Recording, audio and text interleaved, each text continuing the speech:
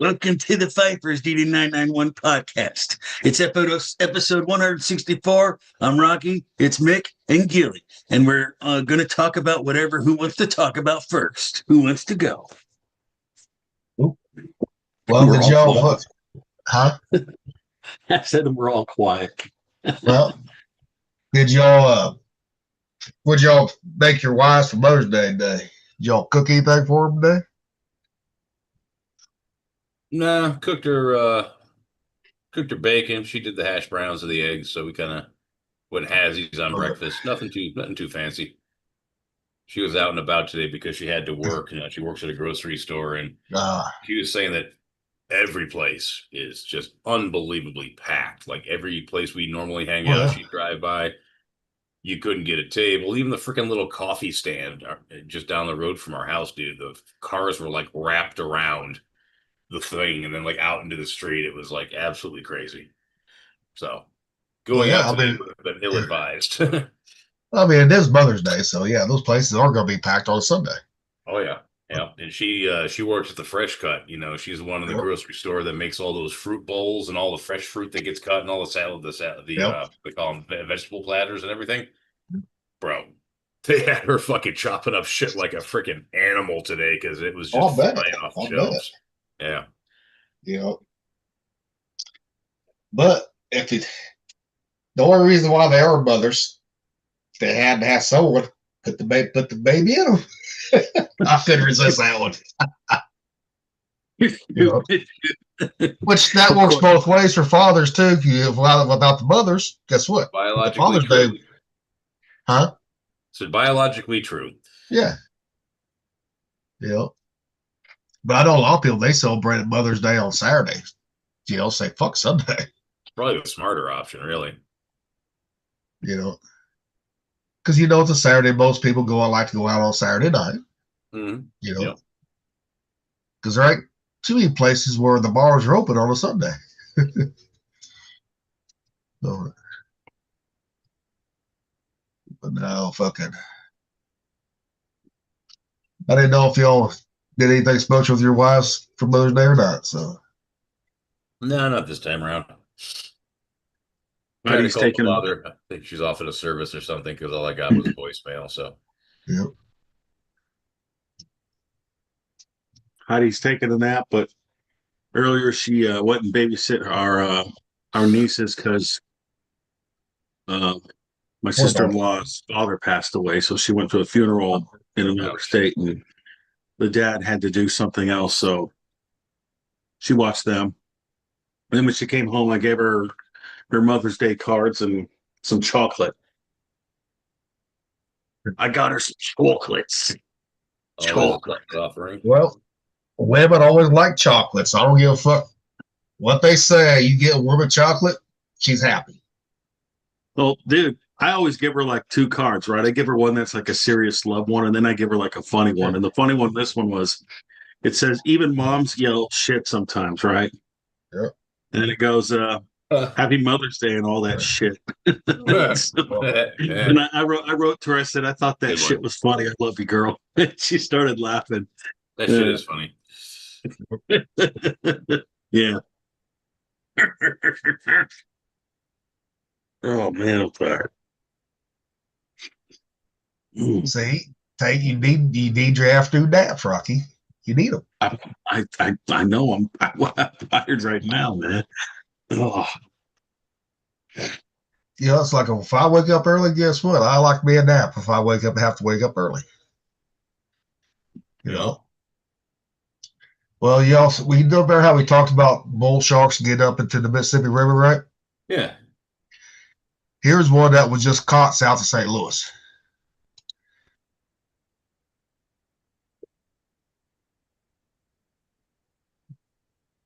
I'll be damned. Yeah. I mean, they're more common. They're more common in Mississippi than what people actually think. Especially around St. Louis area or south of St. Louis. It was a good-looking shark too. Yeah. Muscly fucker. I'd tell you, I'd keep that motherfucker and flay that bitch up. Yeah, that's what I was thinking. You can see the muscle on that thing. Yeah. I mean, granted, I don't know if it'd be actually legal to keep here in Missouri or Illinois side, depends on what side it was on, right? I'm pretty sure a shark that far up would be considered invasive. They probably want you to get rid of it. Yeah. But I mean, I'd still keep it. I mean, that might be worth the fine if there was a fine. Yeah. I mean, how many times you gonna have fresh fucking shark? Yeah. You know. Oh yeah, that's like all the fucking Asian carp red. Fuck, there ain't no limit on those motherfuckers right there. There ain't none. That's fucking open season on those motherfuckers year round. I'll tell you one thing, you don't want to be in a boat when them motherfuckers start flying out of the fucking water. Them motherfuckers will hit you and will knock you out of the boat.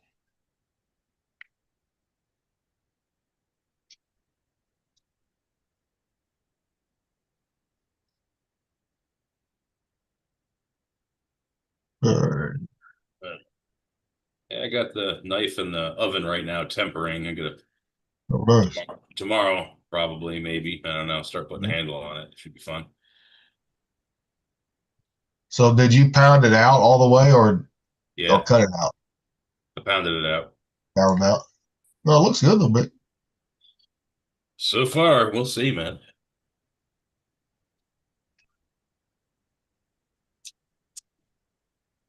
I saw this one last night. Gotta show this one.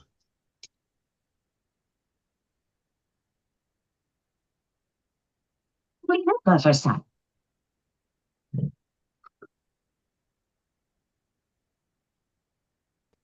I like these little cartoons they have now. Well, I must say, Oh yeah, that that's was funny. shockingly good for the first time. Very impressive. First time? Yes, your first time. And believe me, I'm not easy to impress. Oh, Jane first time. Wait, no. Not my first time. Your first time. No. Tarzan first time with Jane. Well, yes, that is true as well, but I meant your very first time, because I'm the first woman you've ever met, so technically, this... Tarzan beat cheeks all time. Jungle never rest. God, Tarzan, why are you lying? You're already smashed. You don't have to tell me you beat cheeks. Women don't get stranded in the rainforest every day. You only hang around gorillas.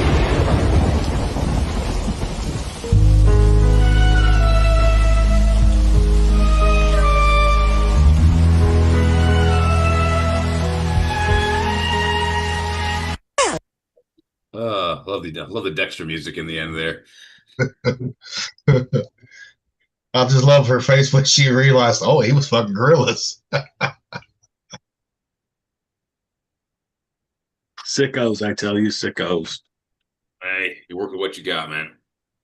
I mean, they're not the best, cartoons, but some of them are funny as hell. Oh, I love some of those. Some of those fucking cartoons. That and Cyanide and Happiness. That's another good one. Yeah. Cyanide nappiness? Mm-hmm. I don't think I ever heard of that one. Yeah. It's another one of those relatively simple looking cartoons that are brutally humorous.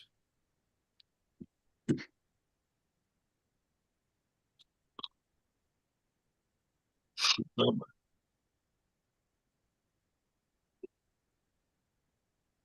we might as well keep it funny and light. See here. Here's what I like right here. I ain't seen these two in a while. On Facebook, on the reels. Some girl in my school tried to get my phone number. That's what's up.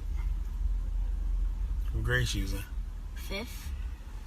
Oh, yeah. That's a little old, but shit, you gotta start somewhere. But it's a problem. What's that? She fat. What? She fat.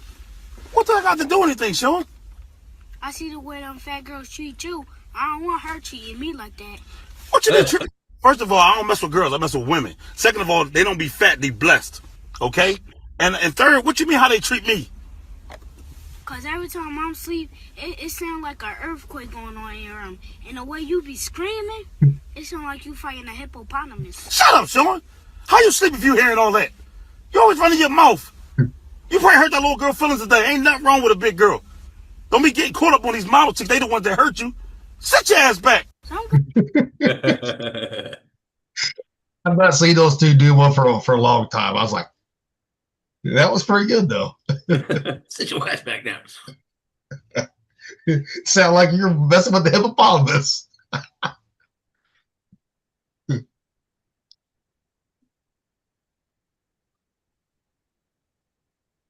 That's what happens when you got boys that's getting ready to hit puberty. Yeah, and kids have no fucking filter. Nope. Trust me, I know.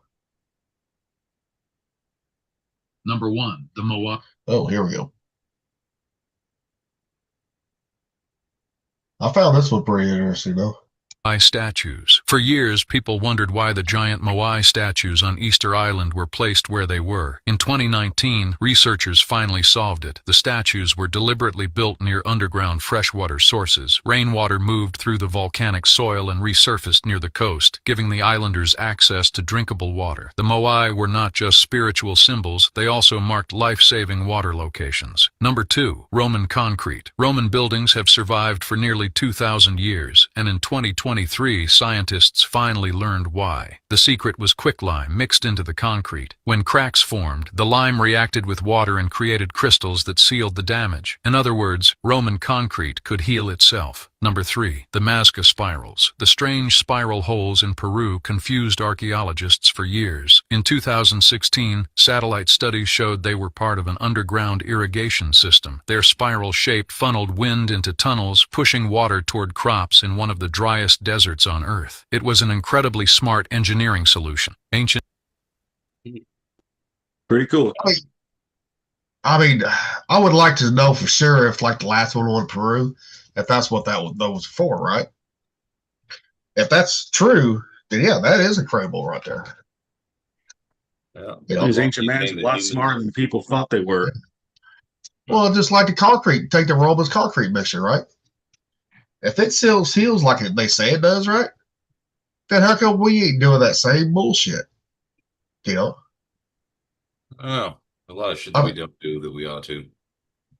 I mean, granted, we might not have the original formula, but you tell me all these fucking smart motherfuckers that out there now, all these engineers, they can't figure that shit out.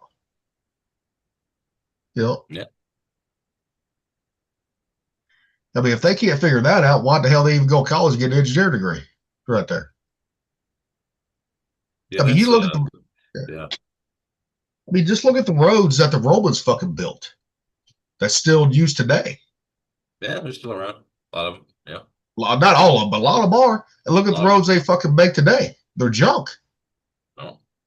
You know? Hell, the concrete roads last longer than the asphalt roads do.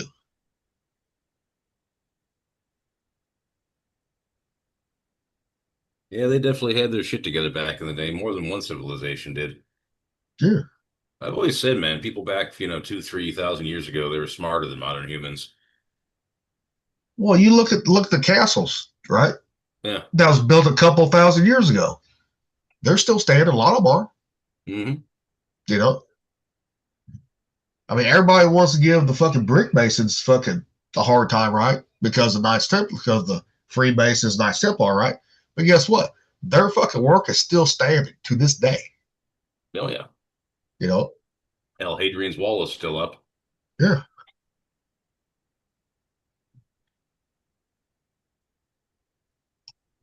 You know, instead of trying to improve all of the fucking old techniques, just continue the old techniques when it comes to building right there. Man, if they work, they work. Yeah. Well, what's that old saying? If it ain't broke, there ain't no need to fix it. mm-hmm. You know? Yeah. Well, a lot of it got lost is the problem. We've been doing stuff for a couple hundred years a certain way, and it works pretty well.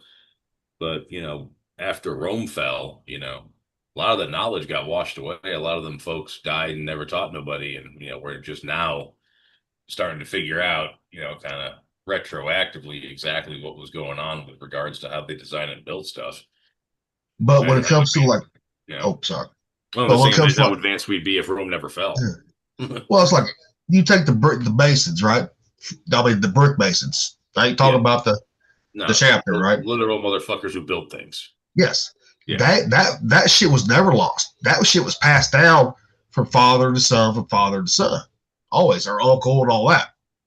It was always fucking passed down. So that part's never been lost right there. So that. But some got lost along the way because they had the ancient megalithic structures. You couldn't fit a piece of paper in between two Yep. freaking 5,000-ton stones. It's like, clearly something got lost there. well, that really, because you take the Martian Monument, for example, right? Yeah. That was built, what, 1800s, 1700s? Actually, 1800s. 18, yeah. So, I mean, and look at that. They said they don't even know how some of that shit was built. But, but they wasn't the ones working on it either.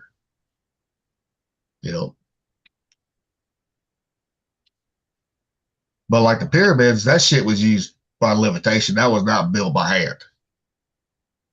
Well, it's hard to say. There are mechanical ways they theorize that they could have done it, but Yeah.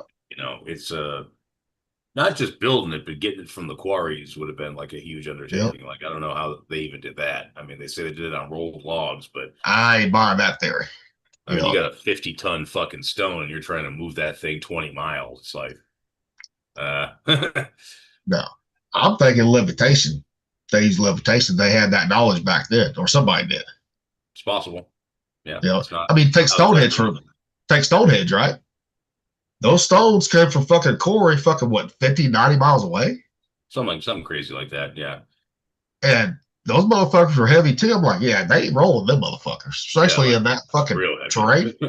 Real heavy. Yeah. Yeah, and they're stacking them up like fucking Legos. Yeah.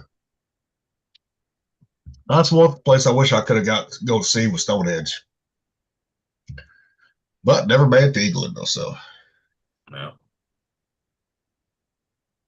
Which I would love to see in England fucking before they got invaded by the Muslims. Yeah, I do kind of feel some sadness about never having seen Europe before that. Now France, I would impress with France. Fucking dirty. People were fucking rude as hell. I mean, don't get me wrong, food was good. Kind of known for it, yeah. But some of their fucking food, I mean, a lot of it was great, but some of it, it just wasn't my jam. Hell, I had better food at the street vendors than I did at restaurants over there. Yeah, it's like that sometimes. Some of the street vendors, man, they got their shit freaking nailed. I mean, anywhere in the world, really, some of the best food you'll eat is on the street. Oh yeah, shit. The best fucking gyro I ever had was in Turkey, on a street vendor. No, Turkey's right next to Greece. Yeah, makes sense. Yep. I mean, don't get me wrong, Greece they were good too, but Turkey, the fucking flavor was so much better. Well, some of the best fried chicken I've ever had was a little chicken joint up in upstate New York, a little fucking hole in the wall run by 2 Palestinian immigrants. How the fuck that translates into the best fried chicken, I have no idea, but there you are. Well, fried chicken actually came from fucking Europe in a way.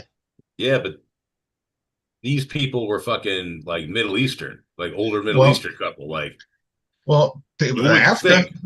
Well, for Africa, they brought over fucking their fried chicken recipes too with the slaves. Yeah. Well, no question, but still, it's just it's not something that you would associate necessarily with great fried chicken. No. Hey, to me, it doesn't matter who's cooking it as long as the motherfucker's good. Right. That's what I'm talking about. Yeah, as long as you fucking got your system down and that shit's delicious, man, gives a shit. Shit, they might have bought it off an old fucking couple that was retired. Said fucking bought all the recipes and everything.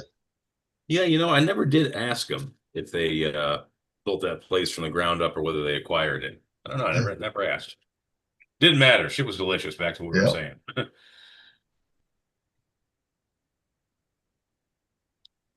To me, it's all about that crunch on a fucking fried chicken right there. Yeah, well, sooner than later, I'm going to make me some of the nuggets. I've been thinking about making nuggets for a long time and seeing yours, man. Just like, there's 2 ways you could do the nuggets. You could do the ground, right? Which ain't bad, right? You could also do it too, like popcorn chicken style with fucking thighs, cut up thighs. I'm going to try the ground chicken first, just for the sake of ease, I like the ground chicken better because you don't use no egg in the actual mix. I mean, in the It ain't like a meatloaf, right? The egg's only for the egg wash. But if you put cornstarch in the meat, right, for your binder, your seasonings, mix up some duck fat or whatever fat you want to use, right? Mix that all together. It's already going to be tacky. The meat's already going to be tacky anyways. Right. So when you freeze that, it's easier to fucking, everything holds on. Sure. Because it's tacking that cornstarch that's in there. It's already in the meat. So when you cornstarch it again with the flour mixed, back to wet, back to dry. I mean, that son of a bitch was, I mean, you could hear that crunch. Oh, you can see it, man. I can just, like, looking at the picture, I can imagine the sound of dragging a knife across it. Oh, yeah. Oh, you know the sound I'm talking about. I should have done that, though. I didn't think about that. Slink. Yeah. But no, remember, he was once, so I was like, fuck it. I was making I got 2 pounds of ground turkey or ground chicken. Fuck it, might as well do it. Yeah. You know, shit, I'm gonna make a chicken sandwich like that too, because I'm gonna use my burger press. So I'm gonna do everything the same way, just in a burger form, right? There you go. So that way, you know, because you get those round, perfectly chicken sandwiches from the store, right? Mm-hmm. You can do it yourself as long as you got a burger press. Sure. Yeah. You know. I mean, unless you can do it the ring bowls like you do too, which works too. Yeah. Yeah. You know. Yeah, those ring molds, man. That's one of the best things I ever bought was them ring molds. I can take any size bun. I can like take whatever's going in it and match it up perfectly. It sounds stupid, but dude, it is so nice to have a sandwich where everything is the same diameter from top to bottom. That's why I like my little burger press. I just put a little bit of meat in there, right? Press it down. I was like, hell yeah. I just don't have the patience for the ring mold. On it. I mean, it doesn't matter which way you use as long as fucking, because you get the same results either way. Yeah, I use the ring mold for burgers occasionally. I usually use it for cutting biscuits, and then use it as a mold for dropping eggs into for egg sandwiches. That way, you know. Oh yeah. All the same diameter. Yep. Now, I do use the ring molds for fucking eggs. Mm-hmm. You know, when I want to make it, like if I'm eating a biscuit, you know, I want an egg biscuit, right? Instead of having I just want it round like McDonald's is sometimes. Right, exactly. You know. Yep, get that perfect bite. Yep. But the thing is, McDonald's, they're not using real eggs either. No, they're not.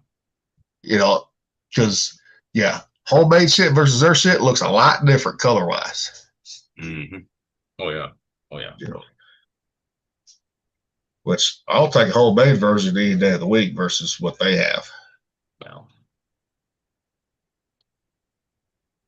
the only thing they've got going for them is it's consistent. You know, a fucking McDonald's sandwich in New York is the same one as in LA. Yep. Except when you go overseas, it's not. Well, I mean, yeah, they got different menus for different various ethnicities and such, but but even so, you get one in fucking Hiroshima, it's going to be the same thing in Yokosuka. You know, like even within their country, it's going to be consistent. Yeah. Well, it's like, some of that shit I see overseas where KFC had, fucking McDonald's had, Burger King had, right? I'm like, no, this shit would fucking be killer over in the stateside. It would go over big stateside. I know, man. I've seen fucking the lists of shit they have in different countries. It's like, man, I'd totally eat that. Why is that not here? I was like, damn, our fucking menu is fucking shit compared to theirs over there. I was like, damn, ours is boring. You just can't have nice things. Nope. Did you see that the Wendy's chicken nuggets are only 50% meat? The internet, and people are doing it, man. At some point, they're gonna have to figure out which lane they're in. You know, I mean, if they're gonna charge these primo prices nowadays, they better have a primo product. You know, they better stop with that bullshit and start frying everything in beef tallow. And I mean, I know that's not good for you, but you know what I mean. Upgrades in quality to match the price. If that's how they want to roll, fine. But like, make the quality match the fucking arm and a leg it costs. Yeah. Well, it's like Steak and Shake, they're going all back to real ingredients. Steak and Shake is finally. Yeah, I've heard that. We don't have any of those around here, though. Well, and Whataburger, they've always had, not Whataburger, but In-N-Out, they've always had fresh ingredients, too. In and Out has. Yeah, I've only eaten there once. It was good.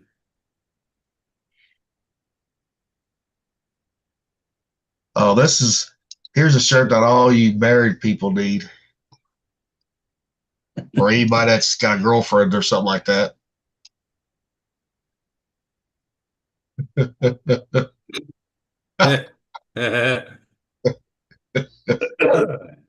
I mean, That is pretty funny. that would be a good shirt to have for like date night if couples do date night, right? That's a hell of a woman if you can get her to agree to wear that. Shit, that's marriage material there. If she's got that type of sense of humor right there. Oh, mine's pretty good like that. See, there you go, Mick. See if you can get her buy her one. Say, here you go. Surprise. See if she'd wear it. It's about 50-50. She wouldn't be mad, but she might refuse.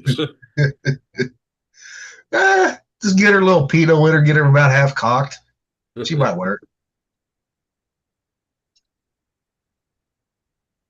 Oh, have you anybody been down Route 66? Anybody ever traveled Route 66? No. Not really. Well, here's one. This is in Missouri, down by Kansas and Oklahoma, right? This has been here for years. Humping to Please. This was actually a fucking freight place at one time. Oh, Campbell shit. Express.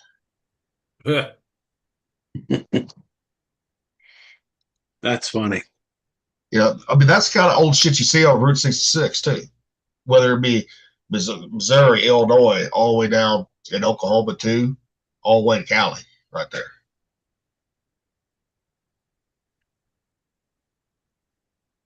That's one thing I always wanted to do was take Route 66 all the way to the coast. That would be a good trip. That would be fun. Yeah. And of course, I know I sound like I'm beating dead horse, but on the way down, check out them Midwest fucking burger joints. Yep. Because you Well, know you there got was a shitload of them that popped up around Route 66. There's no way there wasn't. Yeah. And Route 66 was all the way to Chicago.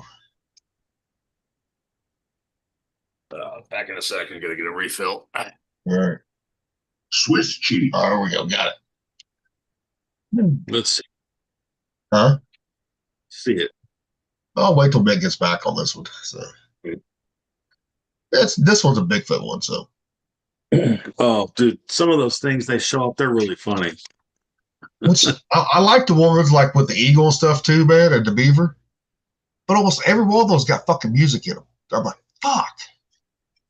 I think the only way we can watch them without getting some kind of copyright thing is you have to like in the description. We've already done Credit we've for already it. done we've done that in the past. Still got copyrighted. Really? Yeah. I wonder how you. No, you actually got to buy the rights, Rocky. You actually got to buy the rights for that music to be able to play it. It's so dumb. Well, it's like you look at TikTok, right? Guess what? TikTok already acquired all those rights. You know, to all those songs that you put on your videos on TikTok, right? And Instagram did the same thing too. You know.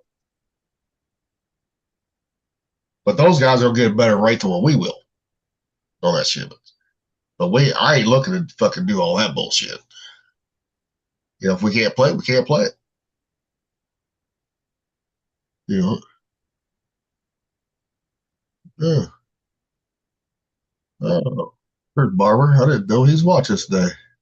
Yeah, he is. Yeah. Well, today would be a good day for people to have the smoker going.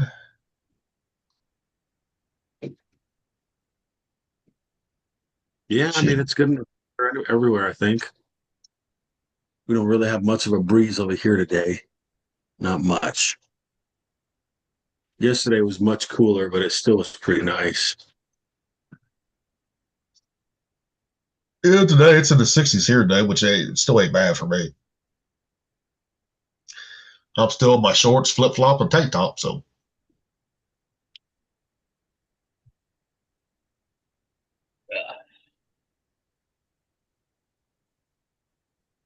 Babe, if I was a kind of cheese, what would I be? Swiss cheese. Why? Full of holes, and none of them are useful. Babe. you know how some people get these jokes, right? I wonder if somebody actually said that to one of their wives at marriage counseling before, couples therapy before. I wonder if that was ever said. Probably at some point. Yeah. No, because they wouldn't be getting this material if it didn't come from somewhere. Oh yeah. Yeah. Did either one of you catch that Shemaev Strickland fight? Nah, I didn't. Dude, that What was happened? So Shemaev, he was the the odds favorite to win it, and Strickland was the underdog. Now Strickland is a brawler and a striker with decent ground game, Yep. but Shemaev, he is like a masterclass wrestler. He's like one of the best wrestlers in the UFC. And nobody fucking saw this fight coming, dude, in the sense that Shemaev predictably in the first round took him down, wrapped him up, dominated the first round on the ground. And then Strickland came back and did a reverse on a takedown, was fucking on top of Shemaev, ground and pounding him for most of the round. So he put the wrestler on his fucking back like nobody saw that shit coming. And then a couple of the later rounds, they just stood up and boxed like Strickland style, where you would think Strickland would have the advantage, and he did. But Shemaev was like, he broke his nose. Like he like actually stood up and struck, which people weren't thinking that was coming from the wrestler, you know. And Sean Strickland won the title for the second time, but he won it via a split decision. Like that's how fucking close that fight was. Which, see, originally that was supposed to be the fight at the White House until he wanted to be a little bitch about it. Strickland did. I ain't fighting as long as he's there, you know. So yeah, but at any rate, though, it was a pretty competitive fight, way more competitive than anyone thought, and homeboy won, and nobody saw that coming either. So this is the second time he's done this against a guy that people thought was unbeatable. Yeah. So that was a good time. Well, nobody's unbeatable. Hell, at one point, they were saying McGregor was unbeatable at one fucking point. Yep. You know? Well, at that time he was, but that time passed. Until he broke his fucking leg. That'll do it. Yeah. You know, Anderson Silva was never the same after that break. But when it comes to a fucking fight like that, I never listen to the odds makers because odds makers, unless they're fixing the fight, sometimes they're fucking wrong more than they are right sometimes. Yeah, this one looked like it was called pretty fairly. And everyone pretty much agrees it could have gone either way, and this is the way it went. Yeah.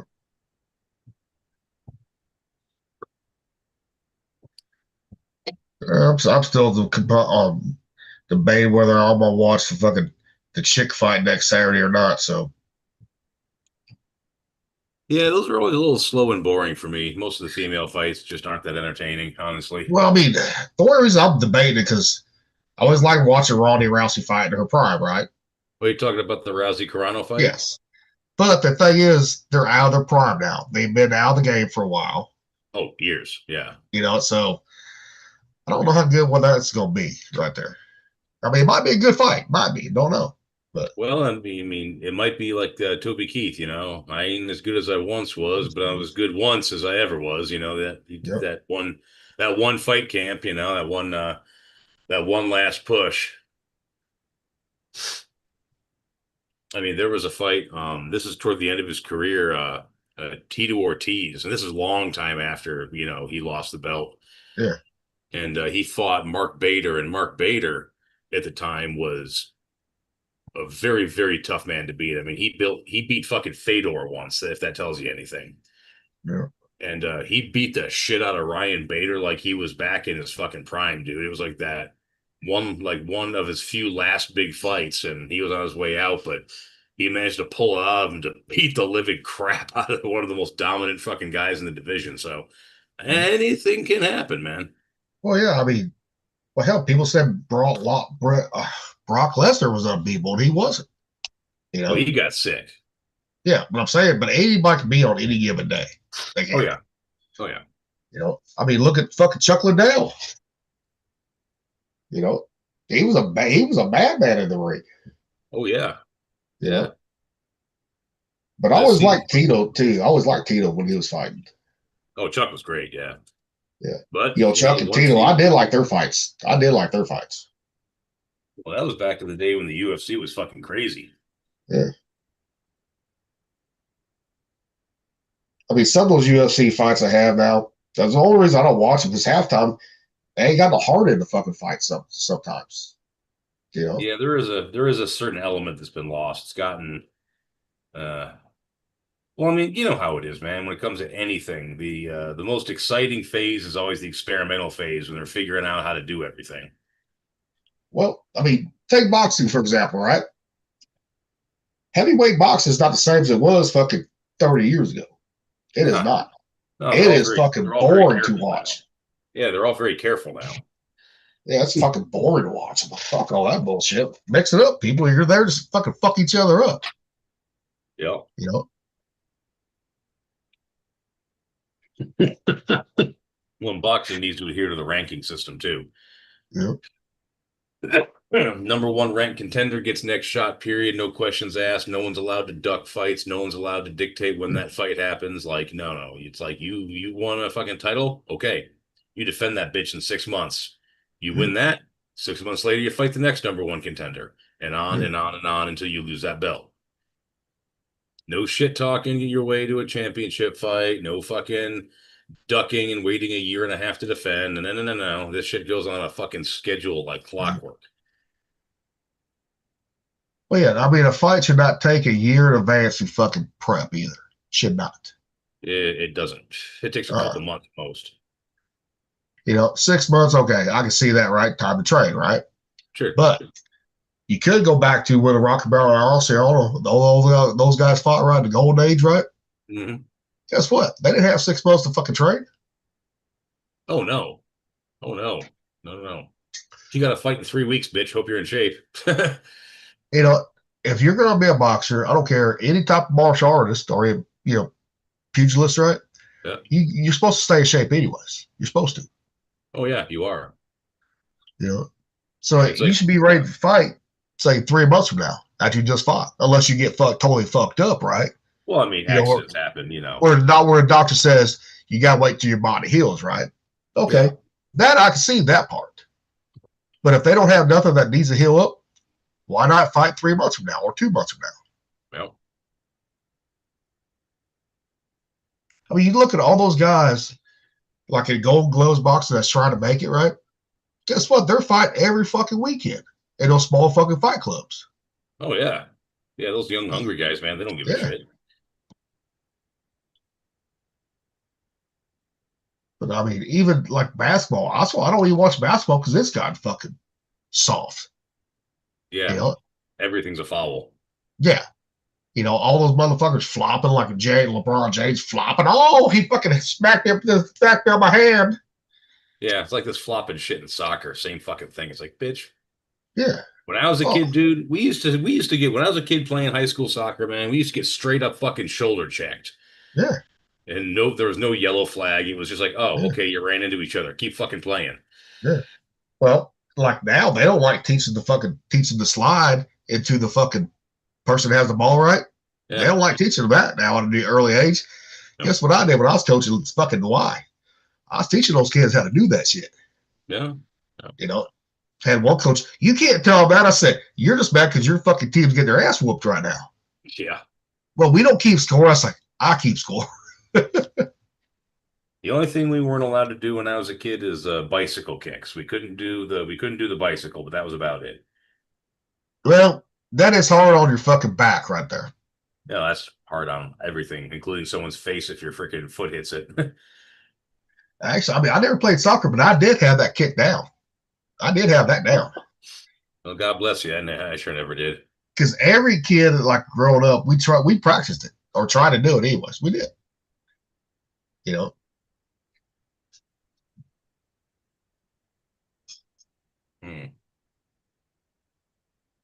But yeah, even fucking football's getting to be a pussy sport now too. Uh-huh.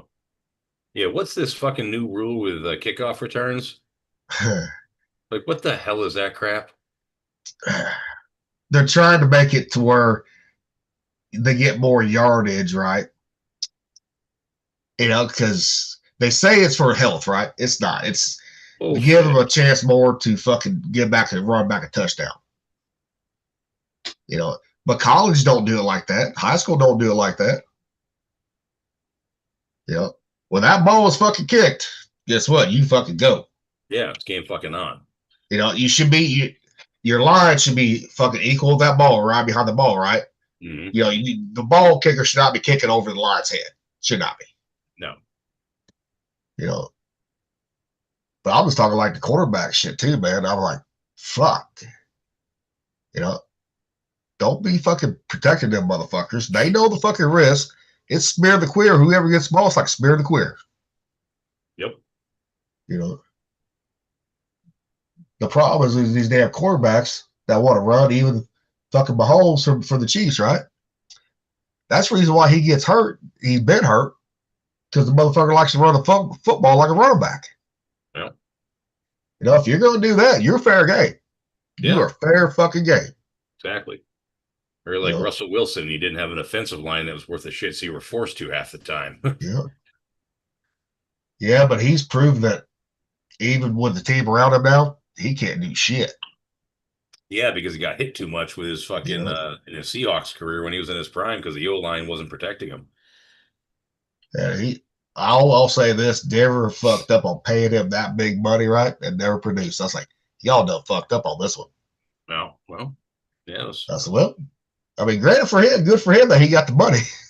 Oh yeah, hey, I'm sure they're not hating on that, man. Someone offered me a stupid amount of money to do something half-assed. I take it. Yeah. But you look at Tom Brady, hate him or love him, right? He was not a running quarterback. That's why he lasted so long in the NFL. He was smart. He stayed in that pocket. Yeah, he would scramble if he had to, but he didn't just take off unless he had to. Right. And he always had good receivers too. Not always though. Well, usually, I mean. Yeah. Well, no, he had good receivers, but no one knew who the fuck it was, like Julian Edelman, right? When he first came to the league, no one wanted it. Fucking Patriots took a chance on him, right? He was one of the best slot guys in the league at that time. Well, Bill Belichick, he has a weird knack for discovering talent. Like nobody believed in, when he was subbing for Drew Bledsoe, nobody really thought much of Tom Brady. Nobody really thought he was anybody. And Belichick's like, no. You will watch. Yeah, that motherfucker knew. Yeah. Yeah, but now Bill Belichick's lost his way on that shit because he didn't do shit in North Carolina this year. Yeah, but last year. Shit. He's a legend among men in the sport and always will be at this point. It's like shit, he's got 20-year-old girlfriend or fiance. That's what I mean. It's like he's like, fuck you, motherfuckers. Right, exactly.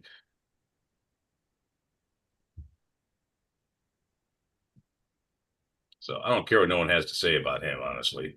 No. I mean, granted, he should just fucking stay retired. Yeah. Oh, yeah. It was like Michael Jordan with the Orlando Magic he went to. No, it was fucking Which one was it? Wasn't the Magic? It was fucking the Wizards. The Wizards. The Wizards. Like, oh, he sucks with the Wizards. Do you realize who you're talking about? He was also in his fucking 40s too, doing that shit. Right. Exactly. I mean, if he would have played 20 years, right, the league never took that break, did baseball for a little bit, right? Well, guess what? LeBron wouldn't even been close to being. LeBron would never have that scoring record ever. No, he would not have. No, LeBron only has what he has because MJ allowed it. Yeah. Well, Jordan even said, he said, I didn't do it for the stats. He said, I did it for the championships right there. Yeah. He said, no, I'm 6-0 in fucking finals. So. Yep. But if you're going to go off rings, Jordan ain't the greatest player of all time. Wilt Chamberlain had fucking 10 fucking rings. Yeah, you can You make the know, case for Wilt. You can make the case for Bird. You can make the case Bill for Joe. Russell too. Yeah, Bill Russell. yeah, there's a couple of guys up there that have a claim to that. Yeah. Well, Bird don't have as many rings as fucking Jordan. No, but his numbers, oh my God. Oh yeah, his numbers are, yeah. Yeah, his numbers are fucking ridiculous. Yep. Well, it's like if you get up to the upper echelons of everything. It's like compare Steve Vai, John Petrucci, fucking what's his name? Joe Satriani, Paul Gilbert, and fucking Yngwie Malmsteen. Who's the better guitar player? Who the fuck knows at that level? Yeah. I mean, then it goes down to your personal preference right there. Well, yeah, that's it. And that's just it, you know. There's no such thing as a 10. You know, a 10 is just an 8 or a 9 that you happen to like the best. You know? But a lot of people talk shit, you know, and they've never even gotten to be a good amateur, much less reached pro, much less reached God among men level in the pros, you know? Yep. Yeah, half those fucking pros in basketball or even football, back in the day, they would never made it. They would never been picked because they're not as talented as some of those guys in the past ever was. You know, was back in the past. Yeah, yeah. You know. It was a tougher game back then too. Yep. Well, you take football for example, right? Yeah, all these wide receivers, they run in the low fours, right? The 40. Okay, fine. But you got to be able to catch that fucking ball first off. Yeah. You're not really a receiver if you can't receive.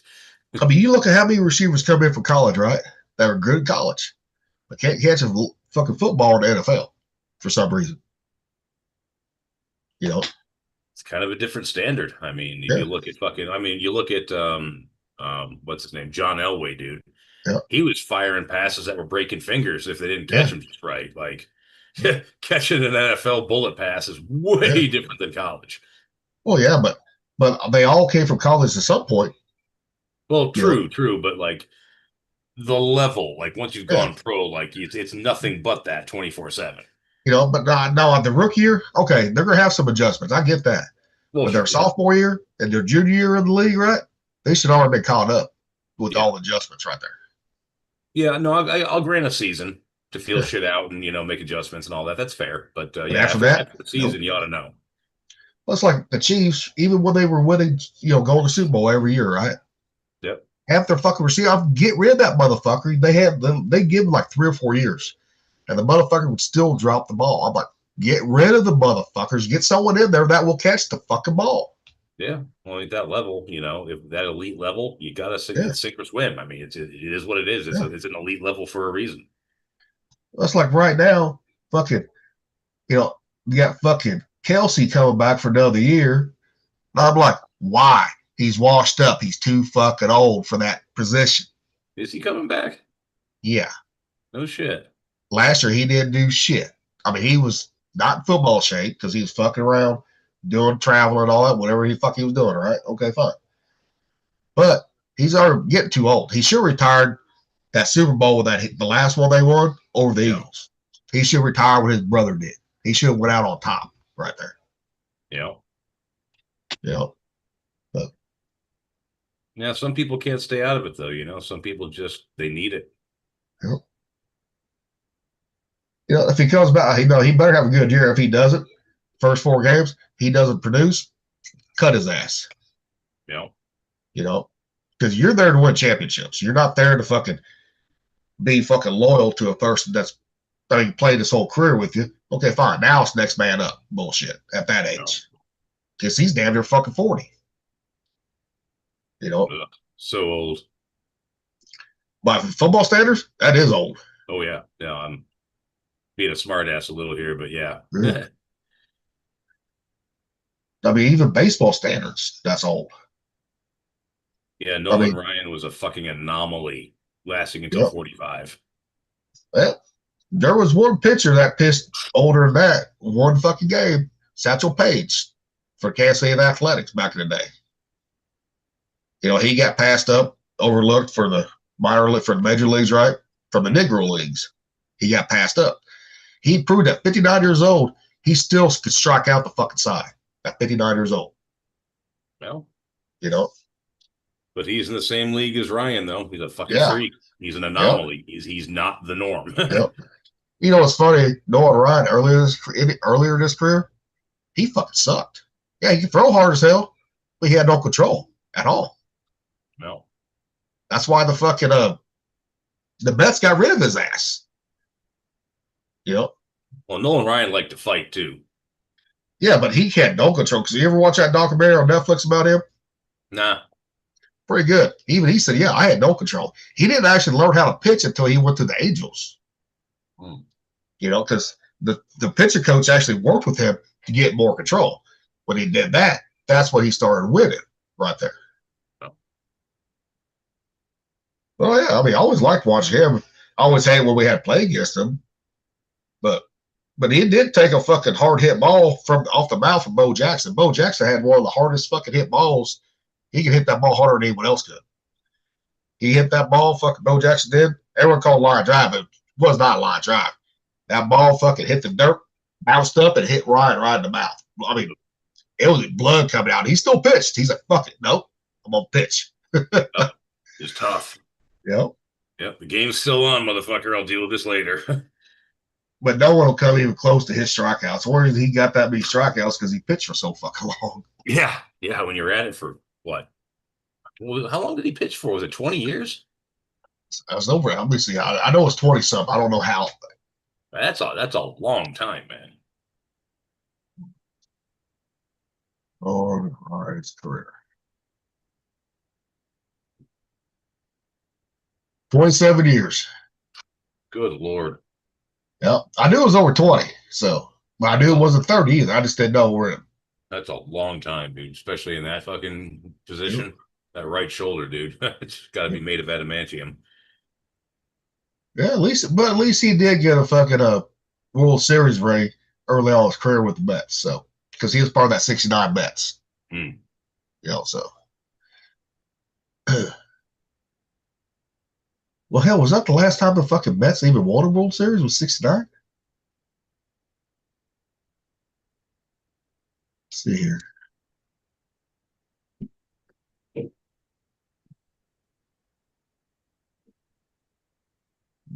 Title.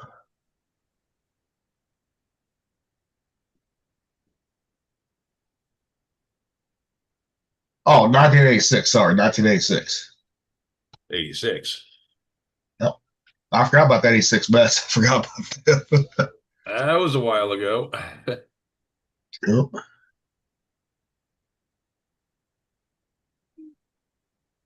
Well, at least no one's like the Indians. Got the longest drought now since the Cubs snapped that 100-year-old fucking curse for winning, like Boston did too.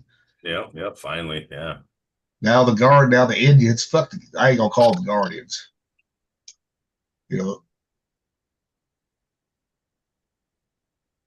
Oh, now we got, this was in April that they did, this was reported back on May 7th. This happened in April on another cruise line, a different virus. Which one? Norovirus, okay. Yeah, norovirus. Outbreak aboard the Caribbean Princess cruise avoids started in late April. 102 of 3,000 passengers and 13 of 1,100 crew members were reported ill. Symptoms include diarrhea and vomiting. Was reported on May 7th. So we'll see what comes out of that one. Which one's worse, that or the Hanta? Oh, the Hanta's way I don't worse. know. No, hantavirus is way worse. I mean, hunter virus is fucking. You got to be around rats or fucking mice to get that something. Yeah, it's a rat shit disease. Yeah. Which, you know, I know we talked about this, and I still think, I mean, they might have caught it somewhere else, right? But mice and rats, there's a lot of places they can hide. They will never be found for a long time on board ship. Well, yeah, I mean, you got yourself a hole in the wall the size of a dime. A mouse can squeeze through that shit. Yeah. As long as it can fit the skull through, it can fit everything else through. You know? Hell, I've I'm even not- heard that if they're determined enough, rats can even chew through fucking concrete. Yeah. I'd like to see that one. I would. I've heard they can do it. I've heard. Yeah. Let's find us some rats and fucking test it out. And Big Froze. Look at him. I wonder why that is. I don't know. And he's back. What was that? Oh, my internet. Every Yeah. now and again, for whatever reason, it'll drop Zoom and then pull me back in. Okay. I'll disappear and then it'll reboot and come back up in like 10 seconds. I don't know why.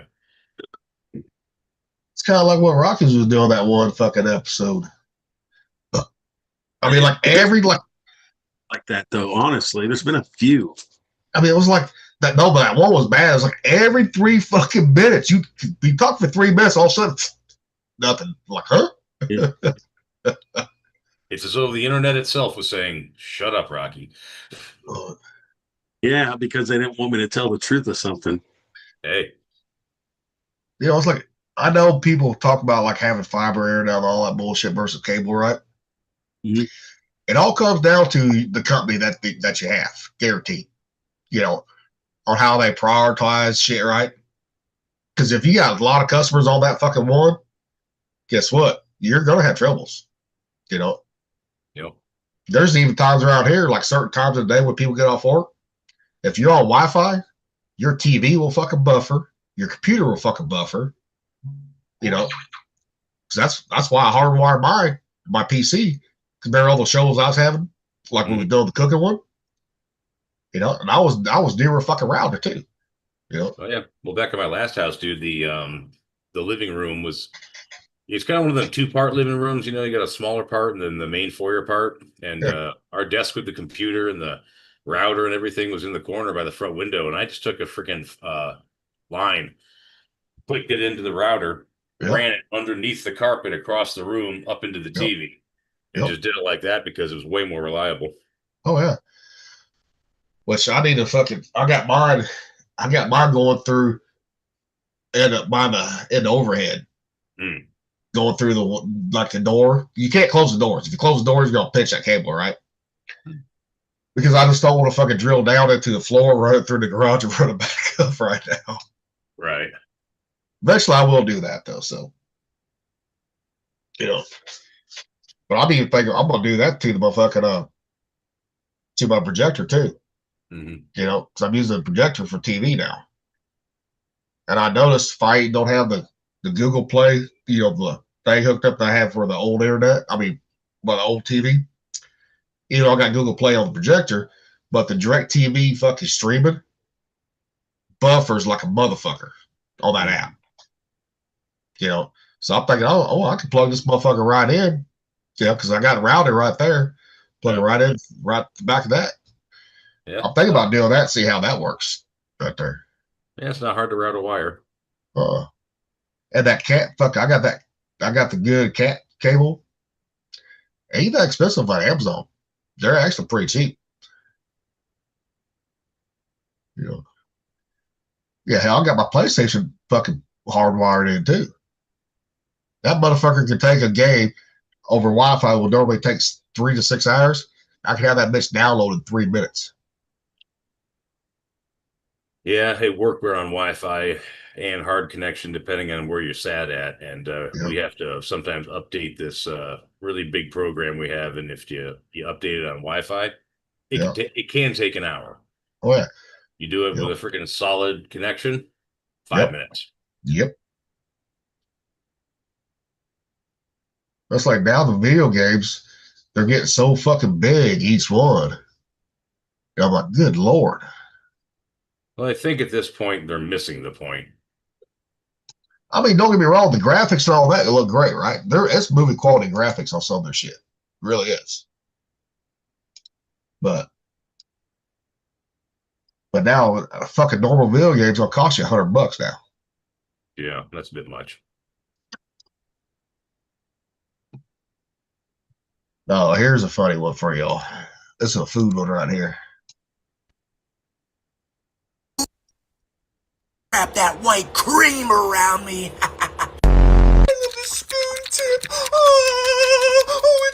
suffocating. Oh, Mother Nature's gonna get her karma just watch. Why don't you play with this little McMuffin I see? Oh, yeah. That's just weird, man. Well, the guy jumping on that fucking log, I'm like, you're a fucking moron. He got what he deserved because he was like, fuck or hell, find out on that one. Pretty sure people could have seen where that was going if they had half a brain. Yep. Or, of course, maybe he knew he was going into water and just didn't care.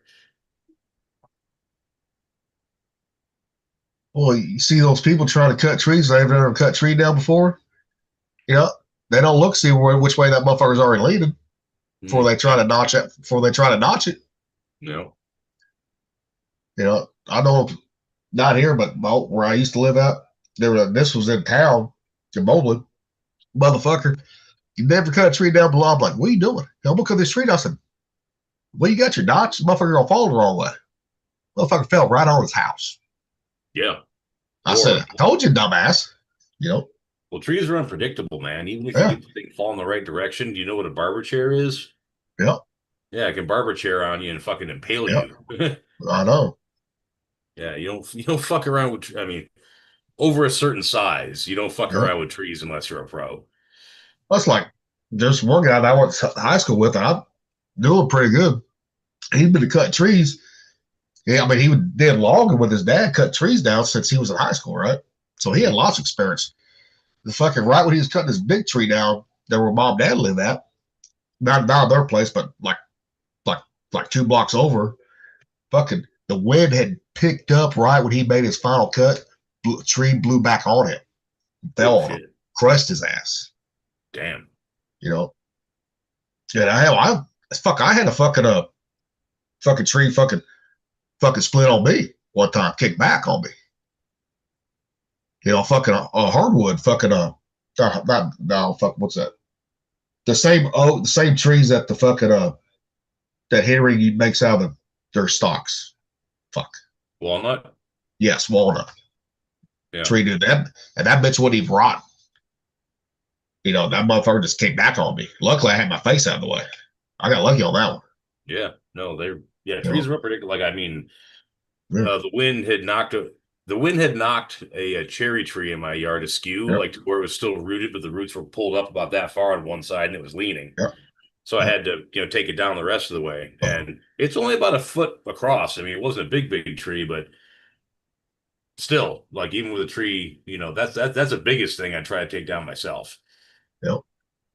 Because you don't know, man. Those things, they aren't Nope. uniformly weighted. They bend and they undulate, and the densities can be a little different. And the wind, like you say, can do stuff. Like trees are fucking dangerous. There's a reason why lumberjacks have such fucking high injury and mortality rates.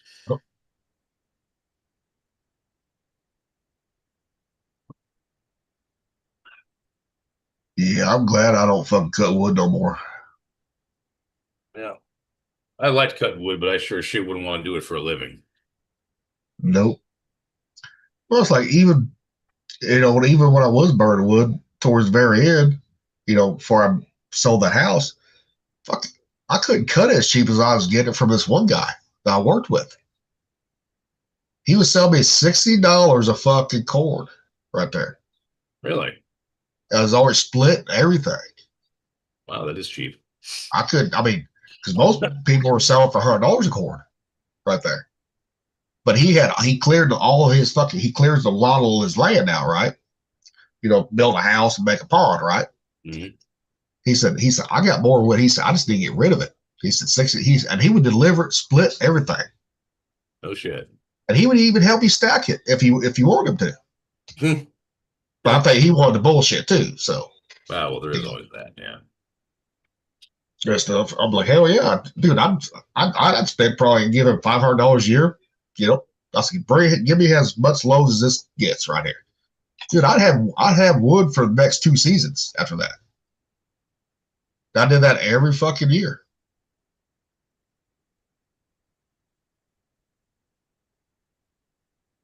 Yeah, last time I had a good amount of split wood, I gave it all to the we were on strike. Yeah. And so down at the Union Hall, they had a big old pile of fucking firewood for the burn barrels. Yep. And we were out for like, a couple months. So I mean, we burned a lot of fucking wood during that strike. So I just took all the freaking split I had in my shed and just gave it away. Well, at least you gave it to the Union Hall, so Mm-hmm. because a lot of people wouldn't even done that. Yeah, folks in my union were pretty good about keeping that firewood pile high. So that was cool.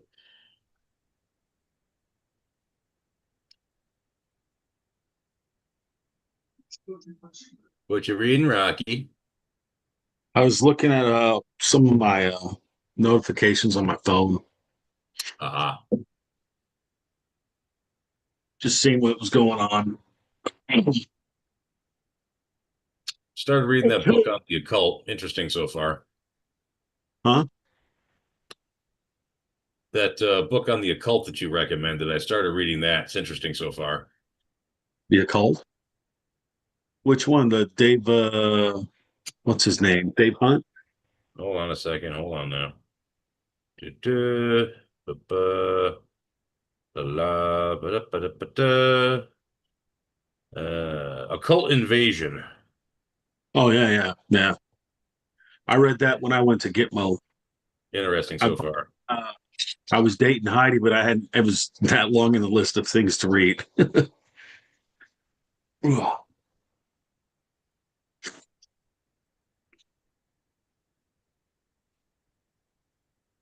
Yeah, you'll read some interesting stuff in there. Cool. It doesn't go too in depth. There's another one by Walter Martin, Occult Invasion. That one, occult, something about the Kingdom of the Occult. That one's interesting. That one came out in 2008, and I read that also when I was in Guantanamo Bay. Okay. Gives you a lot of time in your hands in Guantanamo Bay. Well, no, it was different because the kids were younger. They were younger and they didn't need to be babysit all the time. And that was in the time right before Matthew and Kara were born. Okay. Well, plus you can't really leave that island, so. Oh, you can't. You can't just leave it when you want. Yep. They like you just hop in a car and go on the fucking trip cross country. All you could do is just go in a car and drive like the main road. And that's it, dude. And like the speed limit 25 and then 35. Yeah, but you couldn't go into actual Cuba, could you? You had to stay on base, didn't you? Dude, they had a fence line there with mines and all kinds of stuff. I know. Well, I'm saying, you're there in that fucking, in that beautiful country, right? And you couldn't really explore it. That's what sucks right there. Dude, it looked like the San Bernardino Mountains, but it was all coral. Yeah. They really didn't have any poisonous animals there. No poisonous snakes, no poisonous spiders, no scorpions, no nothing. They did have like tarantulas. Oh, and yeah. they hooties, which they call anoraks. Yeah. And dolphins and all kinds of stuff. Tiger sharks. We had a guy that got attacked by a shark. That wasn't pretty. Damn. He was spear fishing. Tiger sharks will eat you. Yeah, well, the thing is, it's right where the base is. There's like a meat packing plant that's on the Cuba, and the meat runoff or juice runoff right there. Get that chum going, yo. Well, it's not pretty, dude. It's not pretty, man. No. And anybody's ever fucking fished or watched Jaws, if there's chub in the water, especially bloody chub, don't swim near the motherfucker. Yeah. Well, sharks can detect blood in the water in like they measure it in like parts per million. Like they can fucking smell blood in the water from like a literal mile away. Yeah.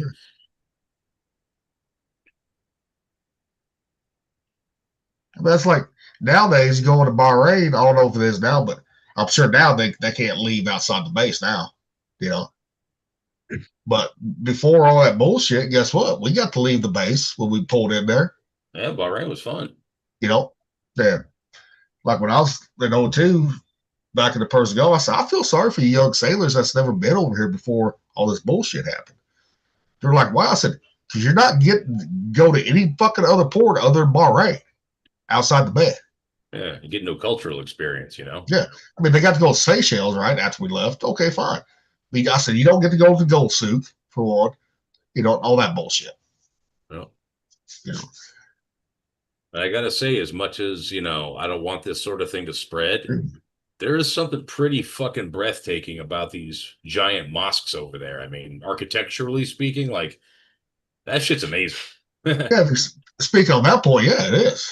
Like, You you're know? looking at just the human achievement part of it. You know, you look at a big mosque and you're like, jeepers, like, this is crazy. Well, England's found out the hard way that now they're fucked. Now they're pretty much a Muslim country now.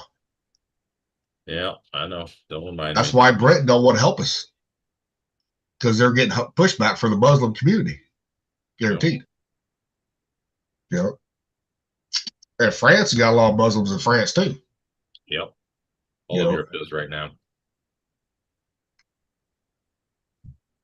Well, they lived in their country just like we did.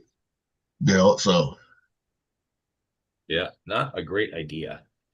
nope. It turns out they don't like to behave. Well, which we all do that, but our own government did not fucking. Well, it's all part of a plan going back to 1965, at least. You know it. Actually, longer than that, probably. You know, I said at least. please, yeah.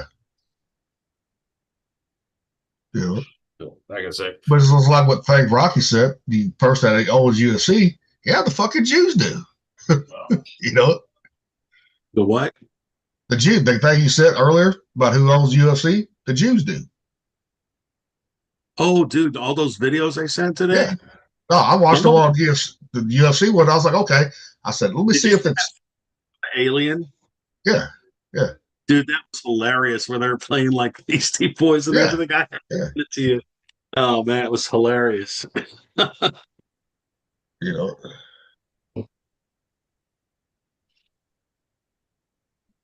But yeah, I was like, yeah. I said, he's Jewish, the person that actually owns UFC.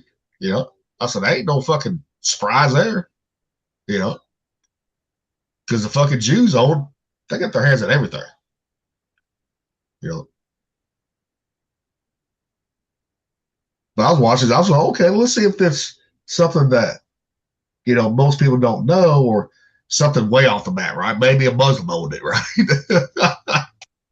You know. But yeah, I know why they made that one about the alien and Trump, right, Rocky? Because a lot of people thought yesterday there was going to be all those fucking files on the UFOs coming out, right? Yeah, You know, I guess it's going to be another day now. Who knows? I don't think they was ever planning on releasing them. You know, I don't know what they're going to do, but it's going to be. I don't know. yeah, that's why I was like, you know, when you hear people on the internet say that it's going to happen on this day, I'm like, yeah, well, I'll believe it when I see it, right? yeah. Okay. Well, You just watching. That's all you can do is watch and see, Yeah. right? But some of these people, they get animated about, no, it's going to be on this day. I'm like, how do you know for sure, motherfucker? It may not happen. It may happen. It may never happen. You fucking don't know. You know? Yeah. Well, you know, it says in the Bible, you know, people who say they know the day, avoid them. I mean, that one Rocky you sent me, right? About that preacher, right? You know, talking about the aliens and all that shit, right? Or guy, he's not a preacher, but you know what I mean? That one. And I wouldn't watch. I was listening to it in the background because I played Diablo, right? I was like, okay, let's see what this guy has to say, right? I shut him off because he kept saying on this day it's gonna happen this day. I'm like, no, you don't know, motherfucker. If it happens, it happens. If it doesn't, it doesn't. He kept saying, I'm like, I ain't listening to this no more. Right there. No, you are not that special. I mean, if it happens, okay, then fine, it happens. But if it doesn't happen, what are you gonna do then? You know, But he's a false prophet, then you never have to listen. Yeah, I was like, I was like, okay, I'm gonna watch it. I do like, I like alien shit. You know that. Yeah. And I was like, okay. But I was like, man, I said, this is a type of fucking person. Like, it reminds me like certain preachers right there. It's gonna end on this day, and this is why. Yeah. I mean, no one knows for sure. No. I mean, that's just the it. thing. It's been said for several thousand years that nobody knows the fucking day. That's like one of the most central tenets to this whole thing is you don't know. You'll know when it's coming. You'll start to see trends. You'll know when it's about to, but like the actual time, you don't fucking know. Yeah. I mean, it just just let it be, man. I mean, because I don't care if it's the media or someone else. Quit using that fear tactics. Quit fear mongering. Get people scared. Right there. Yeah, So I think some people are scared and some people are not scared. Yeah. Well, We're looking. you remember like the Y2K? We all remember that fucking just like yesterday, right? Oh yeah. Look, I tell you, at the time I didn't understand what it was all about. I'm like, how is the computer going to end? Like, that's stupid. But you look at all those motherfuckers that were freaking out about it, I'm like, what the fuck is wrong? The world is not going to end, people. Fuck. No. I know. I'm just like, this is so stupid. Yeah. Well, the thing is, man, being afraid is an elevated emotional condition, right? And that, in a way, is sort of a drug to the human brain. It's a sense of it's a level of arousal, if you will, right? Being afraid. Some people get fucking addicted to that shit. They got to be. It's like all these motherfuckers out there saying, "Oh my god, the hantavirus," and they're freaking out. It's like, well, you're just addicted to being afraid of the next thing. There's nothing to fear, and you're not afraid, and you're not worried. Your brain senses that something is off, and you need something to fucking be afraid of to keep that high going. But every country have been doing that for thousands of years, right? Propaganda. Oh yeah. Stop that propaganda bullshit. Quit fear mongering. You just let it fucking play out. They never will, man. It's too powerful of a tool. I know. It's like bringing a gun to a knife fight. You're gonna do it if you have the opportunity. They're gonna use that fear because they know it fucking works time and time again. That's like there's people freaking out over this fucking Iran fucking bullshit. I'm like, you mean that thing over there that's barely happening? Yeah. Something else happened? No, people are still freaking out about it. Yeah. I'm like, why? I said, granted, we're going soft on the motherfuckers now. Oh, very soft. Yeah. Well, technically, Trump has to ask for fucking permission now. Technically, he does. Yeah. Because that time is up where he can just do whatever he wants, right? Now, if he wants to put boots on the ground, he better get Congress approval right there. If he doesn't, they can get his ass on that one right there. Yeah, I don't think it's happening though. No.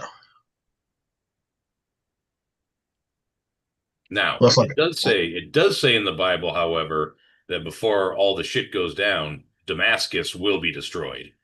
So if Damascus gets leveled, then you really got to start paying attention. It's going to be Damascus is destroyed so that nothing lives there, I think. Yeah. Like obliterated, destroyed.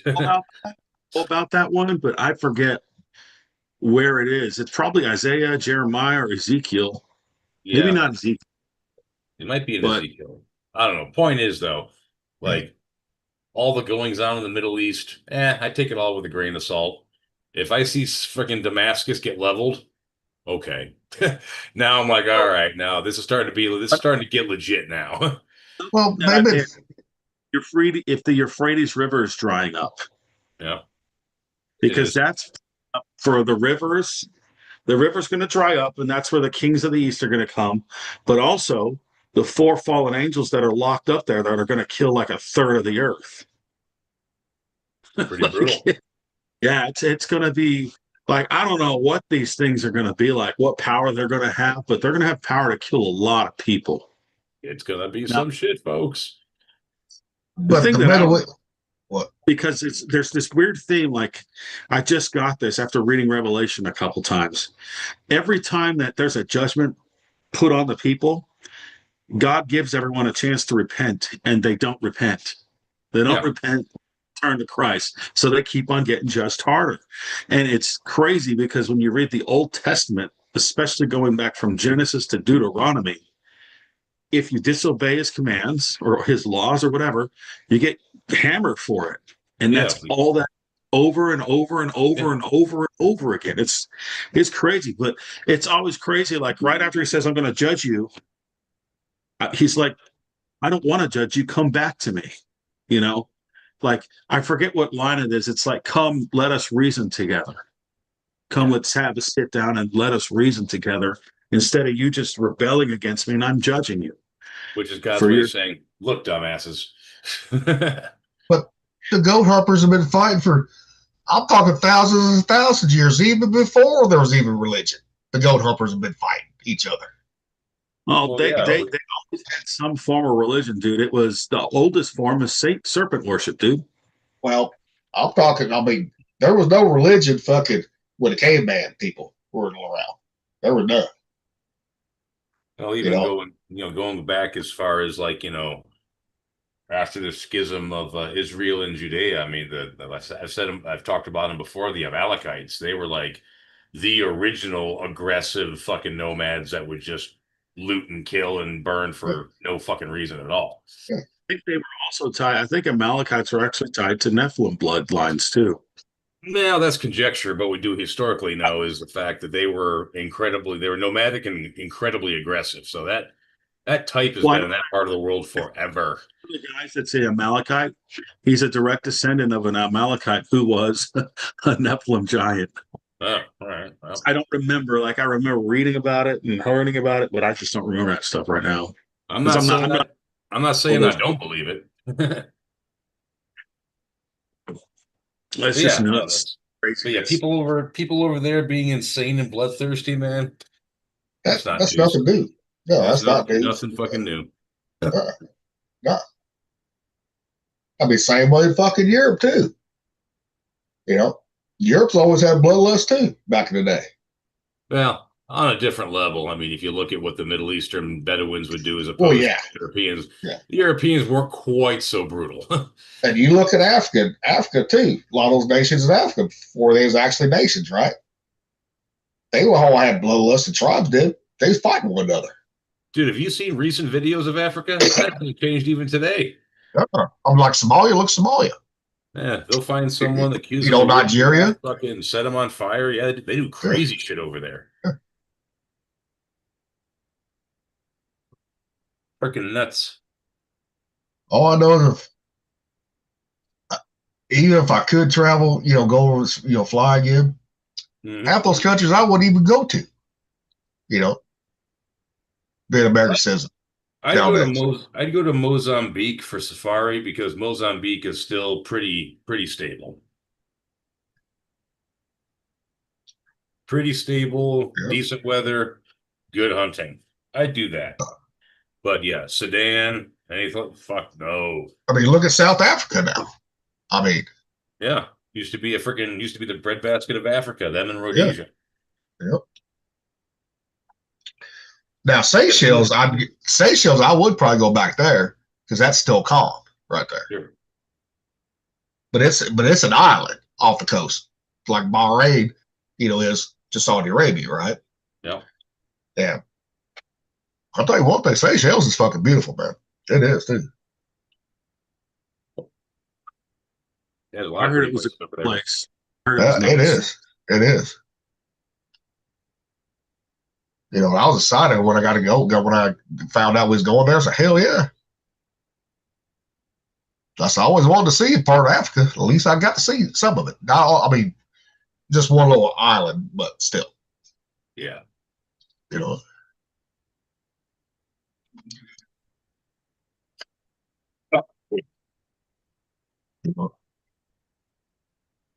Yeah, Somalia.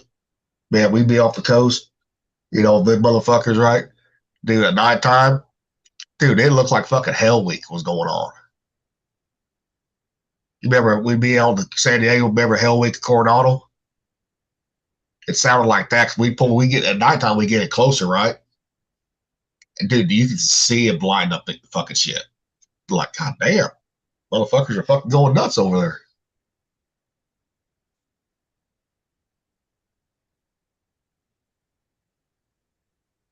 Yeah, they ain't changed since the first time we fucking fought them. Nope. Well, it's like even like even going to Mexico, right?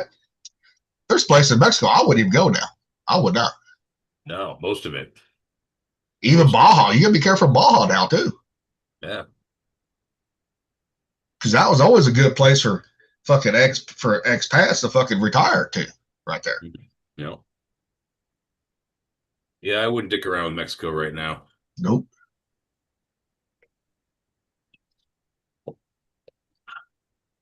Now I go back to Thailand in a heartbeat. Oh fuck yeah. Thailand, Philippines, Well, Australia. I didn't even go to Australia. I wouldn't want to live there, but I'd go back there. go back. Huh? Yeah, go back to visit. Yeah. Yeah. Yeah. Now Thailand, if I went to go visit there, guess what? I'd probably stay. Yeah, you might not come back. No. What do you mean I can live here on $10 a day? Fuck. Shit. Fuck, with my retirements, I can fucking live like a fucking king, man. I've done the math, and I couldn't I know. quite live out the rest of my life on what I got, but boy, I could live there a long time. Oh, hell yeah.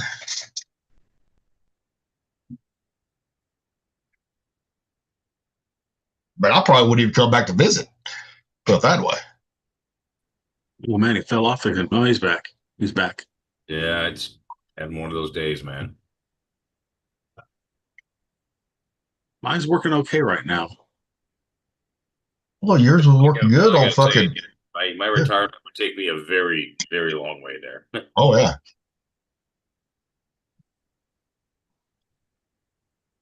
You know,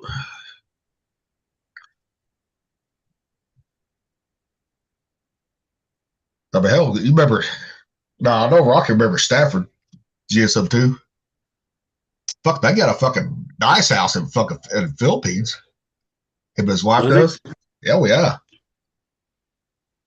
You know, Good for him. they've had that house for years too, if I remember correctly. Retired. Huh? He retired, right? Well, he retired from the Navy, yes, but he just retired a couple of years ago from the power plant too. After he worked at a power plant too in Nevada, in Las Vegas. No way. That's cool. Yeah.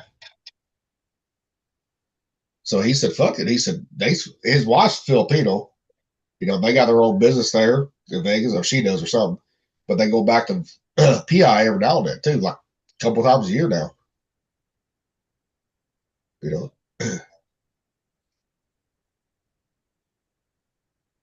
Oh man, Yeah, but I'm so tired. I might have to get off for a little bit, fellas. Good Lord, man. oh, senor, I'm so tired. I'm like tired all the time. I am sleepy the rest day. I'm so sleepy. It's time for a siesta. Cabrón. A siesta fiesta. Sí, señor. Ugh. Man, I don't know if y'all see this one. This is another AI generated one. Women bitches. Hell, why is that? Because bitch means female dog, and dogs are loyal. These hoes ain't loyal. oh my goodness. Oh man. That one is pretty good though. That one, I like that one. Good. That's good. That's a good snapback. Yeah, it is. Like in Which is true. Dogs are loyal. So yep. Hey, you're not a dog, are you, Gary? Nah, I'm not. But you do have all the characteristics of a dog there, Gary. All except loyalty.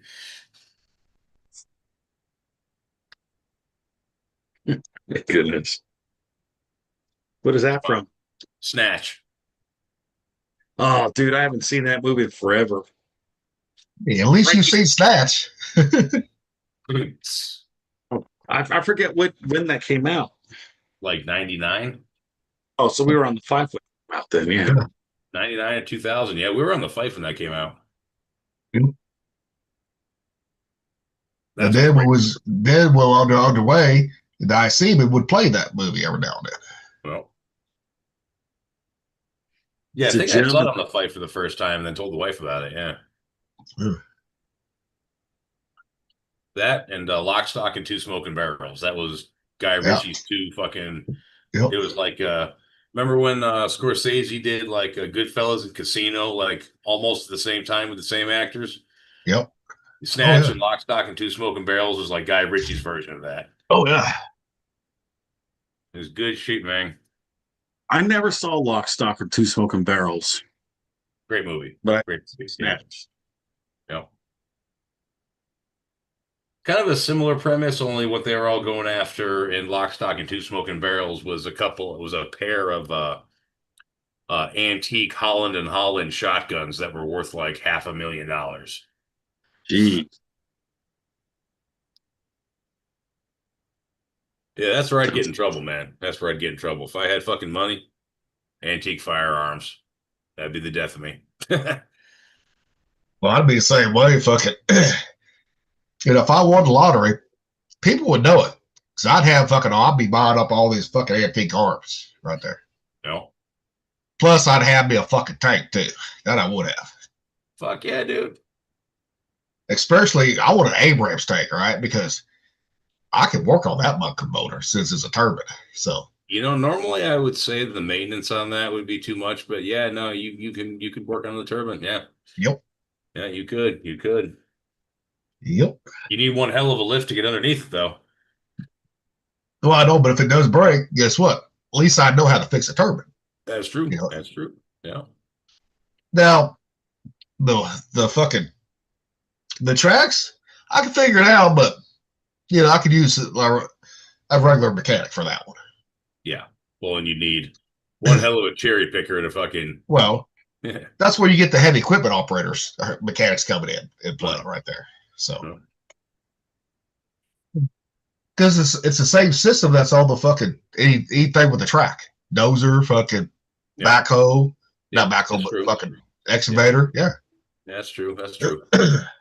Well, hell, there's a place down in Texas that's called Drive Tanks, and oh yeah, it sounds like it's fully operational fucking tank. I'm talking guns and all, and they got their no. fucking acreage down there, and they got a fucking bulldozered up firing range, and you can go down there and fucking drive it, shoot it. That place is 18,000 acres of hunting land too. Is it that big? Yeah. Yes, because they just showed it. You ever watch Duck Dynasty? No. Well, they have the new one out called Duck Dynasty: The Revival, right? Willie took his son-in-laws and his sons down there to shoot, right? Tanks and drive tanks and all that shit, right? Shoot tanks and hunt. Yeah, it's in Texas, yeah. I'm just saying, if they can do it, you can do it. Yep. With enough money, of course. Yeah. Yeah, it's very expensive, though. Yeah, you get you enough money, though? Buy you enough land? Get a used fucking M1? Oh, yeah. Yep. But. And I bet you there's someone out there that's selling an Abrams, like an older model that's not classified no more.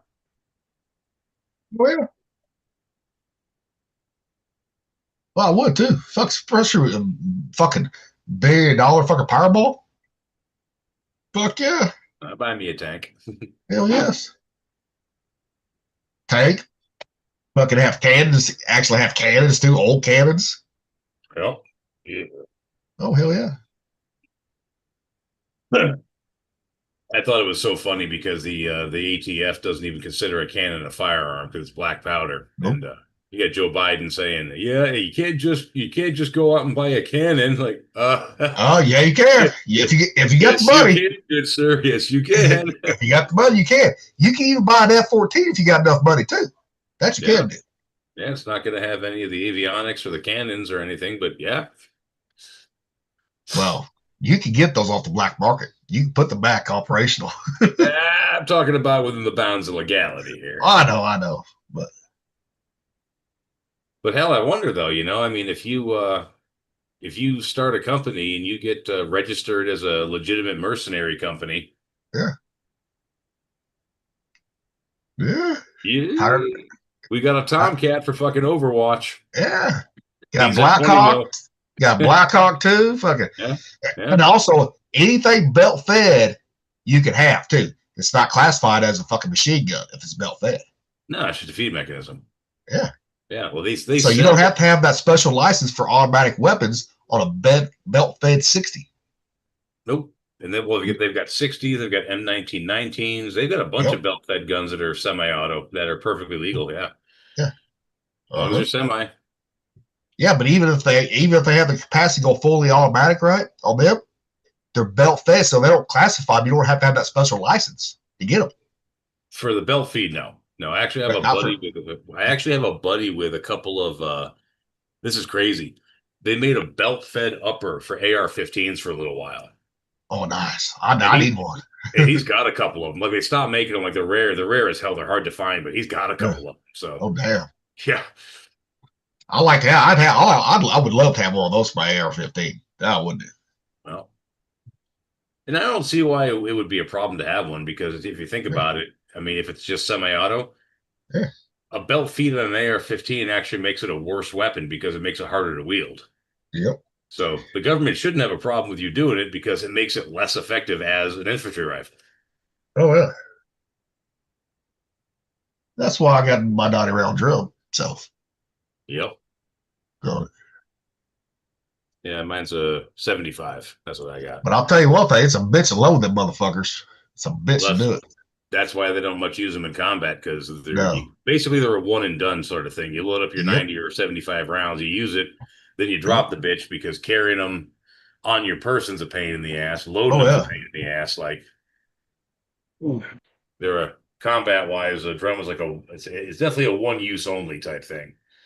Yeah, but I also got 4 30-round fucking bags too to go along with it too. So, well, that's what I mean. When you're done with your 90 round, or you drop it, throw it away, and then you just fucking loading stick mags after that. That's right. But it does give you a nice initial boost of firepower. Oh yeah. Now, if I ever have to use that, right, at home defense situation, something is very, very fucking wrong right there.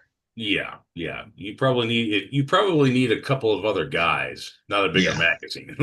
Because I mean, if my shotgun does not take care of it, I get to my pistols, there's more than one person out there, guaranteed.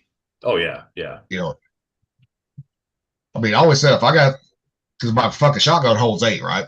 Yep. I got double alt bucking them motherfuckers, all chain locked and loaded, ready to go, right? If that don't take care of it, I have to get to my pistols. Yeah, I'm being invaded. Oh yeah, yeah. I got an 8 capacity also. Yep. I've got number 0 shot in it. Yep. And it's a tight pattern too, so I mean that's gonna hit like a freight train. But yeah, if I fucking go through 8 rounds of 12 gauge, we have some serious problems. Oh yeah. I mean, that 12 gauge will go through the fucking wall too. That it will do. Yeah. Mm-hmm. You know. Yeah. But it won't damage the neighbor's houses if it goes through the wall, because after that it loses its power once it goes through the wall. But you're gonna know. But you're gonna know it after you shoot it. But a 3-inch turkey load will hit you like a fucking freight train. Oh yeah. Oh, you got it? Okay. Nice. Okay. The big squishy. I'm gonna go refill. Yep.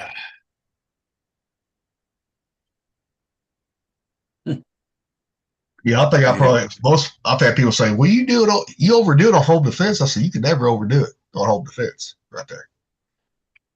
You always got to have a fucking plan. You know. And then a couple other backup plans, honestly. Exactly. Look, I got a gun in every fucking room hidden. You know, only I know where the fuck they're at. You know. Hell, I even got one hidden in the fucking bathroom if I'm on the shitter.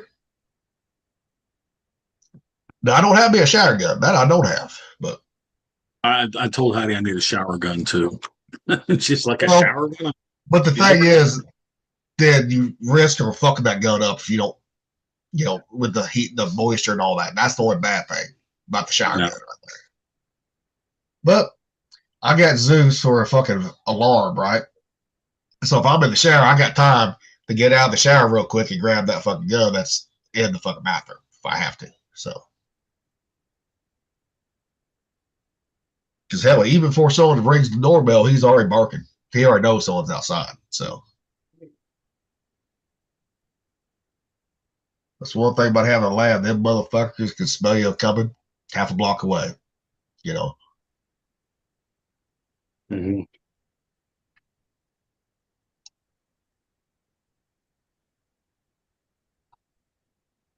Oh, And more just funny oh, I got some. Yeah, I got some.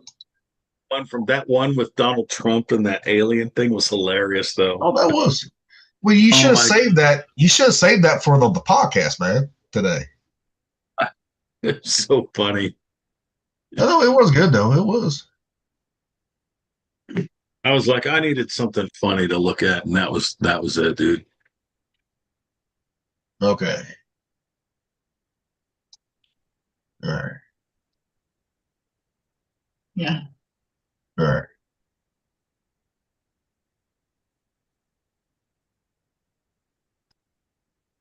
Yeah. Yeah. Why do men make the greatest cooks? Why do men make the greatest cooks? Why are men the greatest cooks? Why are men the greatest? Michael, is this a dirty joke? I would never tell the dirty joke. Michael, why are men the best cooks? Men are the best cooks because with just 2 eggs and 1 sausage, Oh no. they can fill a woman's belly for up to 9 months. You feeling hungry, baby? Not. You're hungry for some breakfast? It was Fucking funny. Zoom shit on me. Why are men the best cooks? We can fill a woman up for 9 months. Fair point. Hang on a Yeah. second.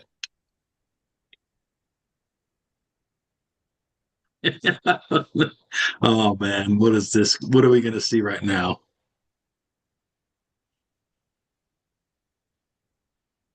Which is true though. I mean, now I will give women this. So when it comes to food, they can cook. There's some great fucking cooks out there that are women right there. You know. But I still think fucking. You know how most of the time the men on Mother's Day either take the woman out, right, or cook for their wife, right, for Mother's Day, right, or the mom, right. But when it comes to Father's Day, right, guess what? We got to do all the cooking ourselves. No, the women need to get their ass in the fucking kitchen for Father's Day, right there.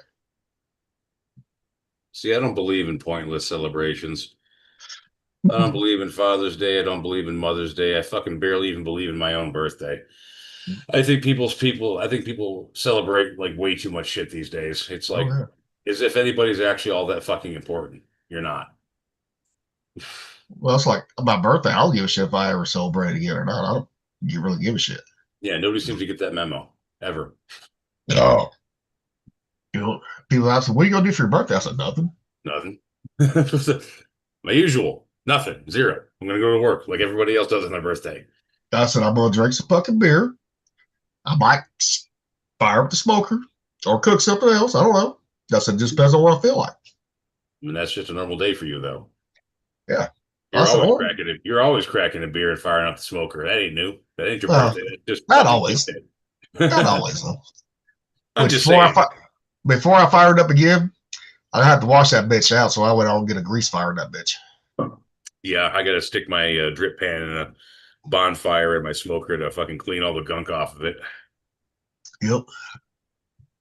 I don't want to have a fucking another fucking grease fire like I had in that fucking my gateway.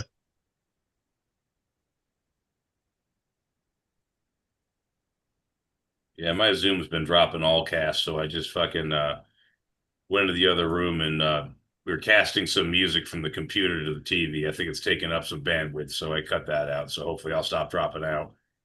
Well, and sometimes I know Lil Tate said this, you can change the priority on who takes over the bandwidth on Wi-Fi. I don't care enough. It was just background music. It wasn't for any specific purpose.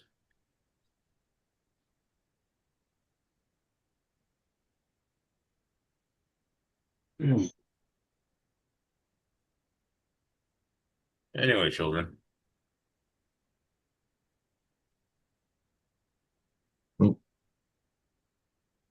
Sorry.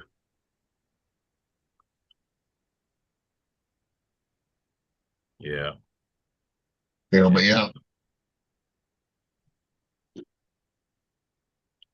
Yeah, I still think if the men, the woman expects the men to fucking cook on Mother's Day, then the women should cook on Father's Day.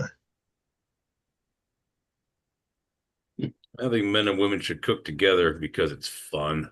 Well, yeah, then you can turn it sexual while you're cooking together. Hell yeah. That you can't do. Those are the two things I've never understood the need to mix. What? Cooking and sex? Yep. Never understood the need to. Well, when you get the urge, you get the urge. So. Well, yeah, but I don't know. I'm probably being too literal. I occasionally do that. Well, I ain't saying that it has to be planned. No, you can't plan that shit out. If it happens, it happens. You just turn the food off, turn the burner off the fucking stove real quick if it's gonna be a quick meal. Well, yeah. Well, obviously, yeah, I've done that. I'm just saying you're not combining the two. You interrupting one for the other. Now that happens, no question. All right. I saw this post on Facebook the other day. Having sex on the first day is called what? To me, a great date. But not wife material. No, not wife material, but still a great date.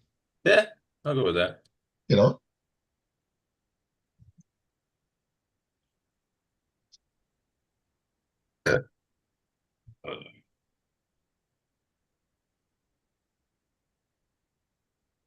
Especially if you just tell them that's all you want to. Wouldn't know, dude. Haven't been on a date since 1999. And a drug dealer. What? A hooker can wash your crack and resell it.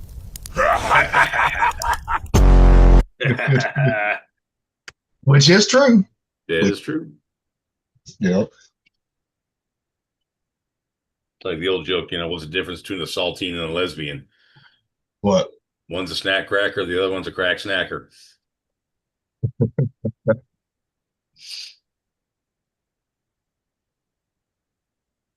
That was in the 80s. That's an old joke. I still think they need to come bring those bring back those joke books, like the dirty joke books and all that shit, the racist joke books and all that shit. They need to bring that shit back. Yeah, Blanche Knott's Truly Tasteless Jokes. There was like a dozen of those things. Yes. I used to read them in the bookstore when I was a kid. I bought my first one at the fucking book fair at school. I don't doubt it. I wish I still had that motherfucker right there. Yeah. Well, I'm gonna look up that shit on eBay. I want to see if shit, someone's probably gonna be wanting arm leg for that motherfucker, probably. Truly Tasteless. You know what, dude? $7, $20, a lot of four for $100, 10, 25, $18, $50 for 6 of them. Okay. Yeah, man, these are still very gettable. Okay. Nice. Yeah. So they're not expensive as most books are now. That's fucking not in print.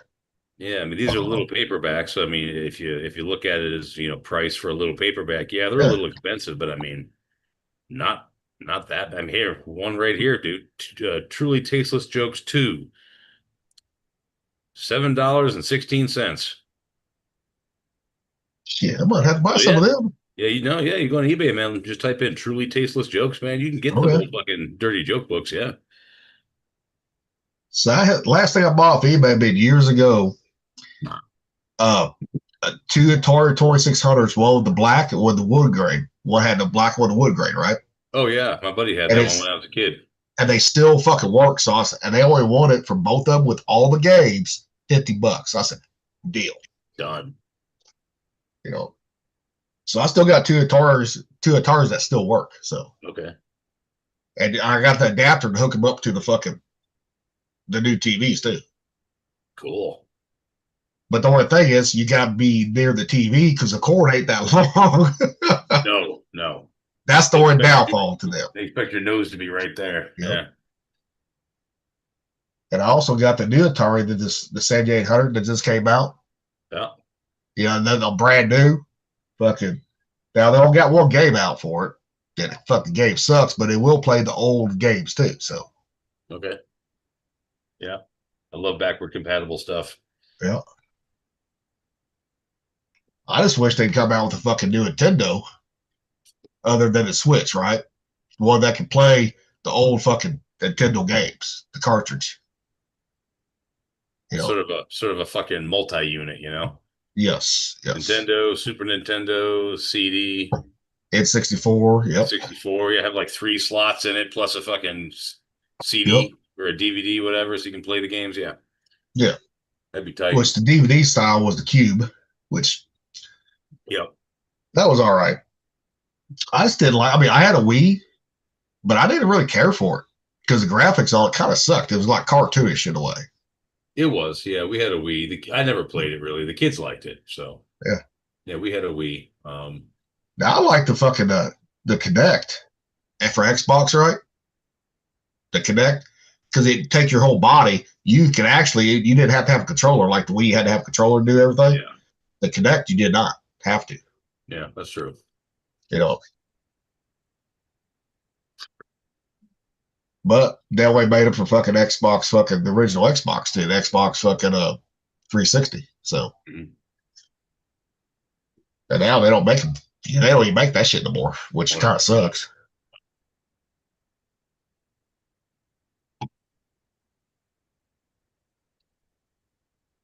God, I haven't personally owned a game system in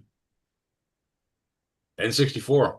N64 was the last Well- game system that I actually owned myself. Yeah.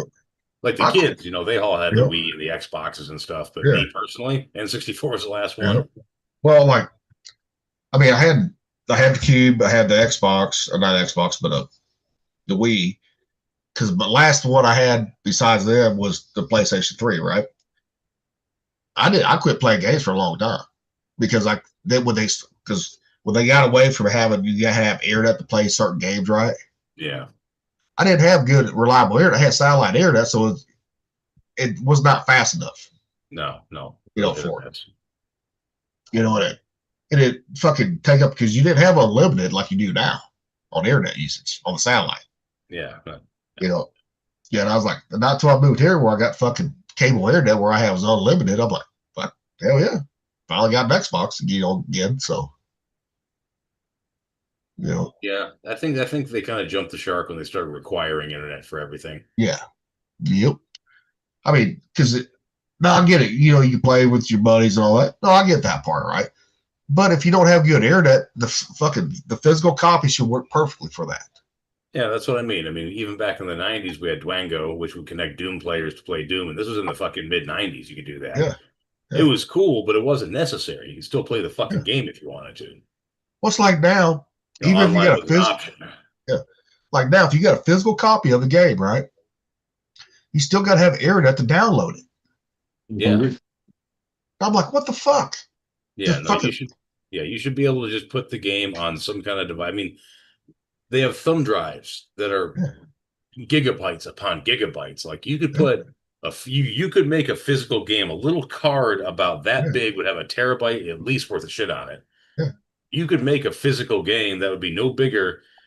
I mean, think about it. You got that little stick, right? It's like what, what? How many gigs now in a stick drive? Depends. It depends on what you got. Different ones you get. You get like 1 gig, 2 gigs. You get them all up to terabyte too. Right. Now think about it. If you had a cartridge the size of a fucking Super Nintendo cartridge, right? Dude, that thing could carry an enormous amount of data. They could make physical copies if they wanted to. Oh yeah. And I think they should. Thanks for that. And the thing is, back in the day, man, what made games so great was the fact that they had to work around the limitations of memory on the equipment they had. And so they had to get really creative to make it a good looking, good playing game. Nowadays, it's nearly unlimited and it's just everything's falling off and it's all shit now. Oh yeah. You know, the limitations drove the innovation. Well, nowadays that's all gone and the games are crap. So I think they should just fucking, have a physical limit with regards to the size of the cartridge and design a game that's good that fits all in that. And then, go online, play with your friends, but it shouldn't be mandatory. And it wouldn't be all that hard either. It really wouldn't. You could do it utilizing current technology, no innovation needed. Well, yeah. You just have to have more talented people making better fucking games. Well, it's like the PS3, right? Yeah. Was the last one PlayStation had before it required internet. All right. No. The PS4, PS5 all require internet. PS3 did not. So they already got that technology. But like you said, they already got that shit. Yeah, they've had it for a long time. Now I will say the games I play, like Diablo, Warhammer and all that shit, dude, those graphics are fucking awesome right there. Yeah. And here's another thing. I think a lot of people do realize this because they're selling emulators and all that. Yeah. You could take every single video game from 1980 to about 2010. Yeah. You could put every single fucking one of them on a cartridge the size of a fucking OG Super Nintendo cartridge. Yeah. You could have one cartridge that is the history of gaming for 25 years. Yep. How great would that be? Well, they do make those little mini Nintendo, Super Nintendos now, right? And mini consoles. Well, that's what I'm talking about. That has all those games that don't require that, but they don't have the new games. Right. And some of those ones you don't know what games you get either, or some of them. Yeah, but if they did it professionally though, like went through and made sure it was all done right, dude, you could have 25 years of gaming in one cartridge easily. Easily. Yeah. I mean, you look at like old OG games like Mech Warrior 3. That was a great game. It was well designed, good graphics. You didn't need internet. It was fun. You could play it for years and not get sick of it. And it was, I think, a couple of gigs at the most. Like, it came on a CD, for God's sakes. Yep. Yeah, but now they're fucking, even like the new Gran Turismo, when they came out, right? Yeah. It came out right when the movie came out, right? The new Gran Turismo did. There was a movie? Yeah. Oh. Came out a couple years ago, yeah. Okay. Anyway. And it was a pretty good movie, too. It was, too. All right. Yeah. And I'm telling you, that fucking download on that motherfucker, on the game, was fucking 400 fucking gigabytes. Just that one game. Yeah. And the thing is, 400 gigabytes, you could still stick that on a cartridge with modern technology. You could. Well, it's on a CD too. But see, I mean, even those downloads by PS5, I gotta have the physical copy just to play it. Which is fine. You should be able to play it off physical. But the thing is, you shouldn't have to have internet access. You should be able to buy the physical copy, and that is the game. Yeah, because the fucking games back in the day, you didn't have to download it to your fucking console at all. You had the physical copy, pop it in, motherfucker, play it right away. See, I used to do a lot of computer games, and the only thing back then that you had to worry about, this isn't really a worry, it was just more of a hardware thing. There was different levels of install, because if you had a single spin CD-ROM, right, it wasn't quite so good, so you had to do a maximum install. So most of that data was on your computer, and very little was getting read off the CD player, so it would be smooth. Yeah. But it took up more resources in your computer. So they did have different levels of, download depending on the capability of your hardware. But it was still all in the CD.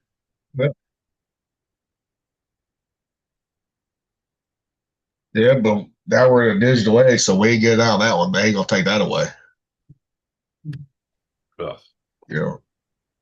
Because now the games they're making money off the games, don't get me wrong, right?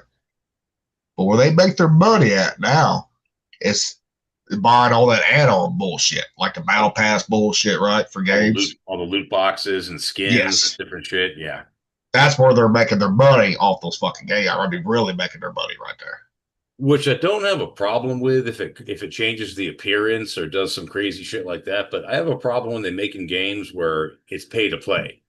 Yep. Like, you're not relying necessarily on your skill and your progression. You're spending money and buying the rocket launcher or whatever the hell else to make the game easier. Before, you used to have to earn it. Yeah. Well, it's like Now, Call of Duty, I can't say for Call of Duty 7, right? Because I quit playing it a couple years ago, right? Yeah. Now, to get better upgrades on the fucking thing, you had to buy the battle pass, right? To get the actual upgrade, right? Okay, fine. But you still had to earn that weapon. You just didn't automatically get that weapon. You know, but like Diablo, if you buy the battle pass in the game itself, it don't do nothing for you. You know, it doesn't help your skill at all. It just looks good, like when you look at your profile. That's it. Yeah. I'm like, why fucking even buy the battle pass for that shit? Because I don't need more for that shit.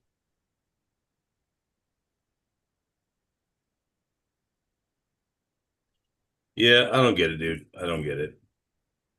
I don't either. But they're the ones making billions of dollars off fucking people like me. That little tape. Yeah, they are.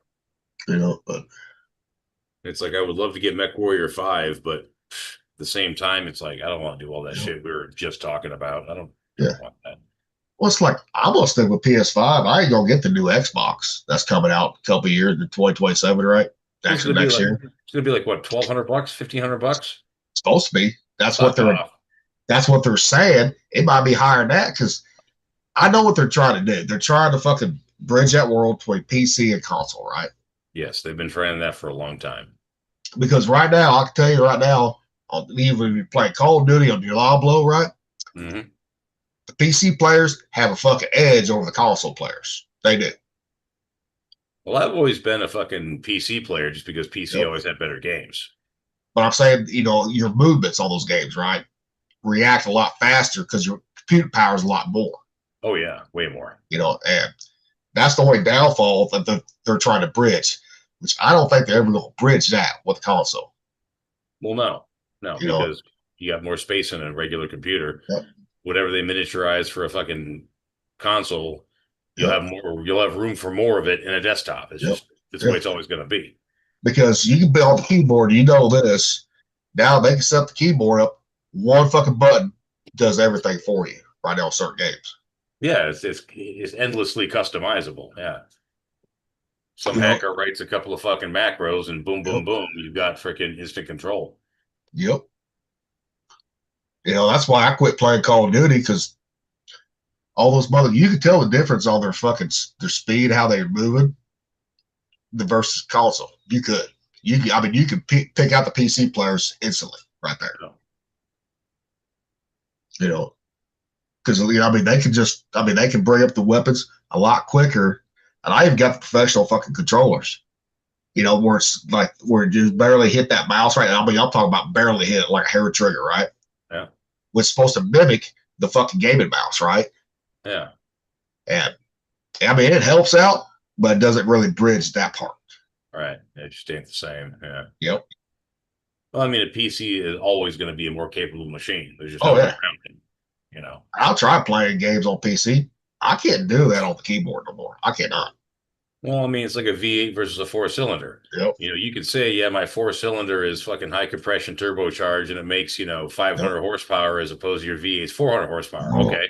Well, what if I do all that shit to my V8? Oh, now I'm at 1,000, bitch. Like, you're never going to freaking get a console to perform better than a PC. You're just not.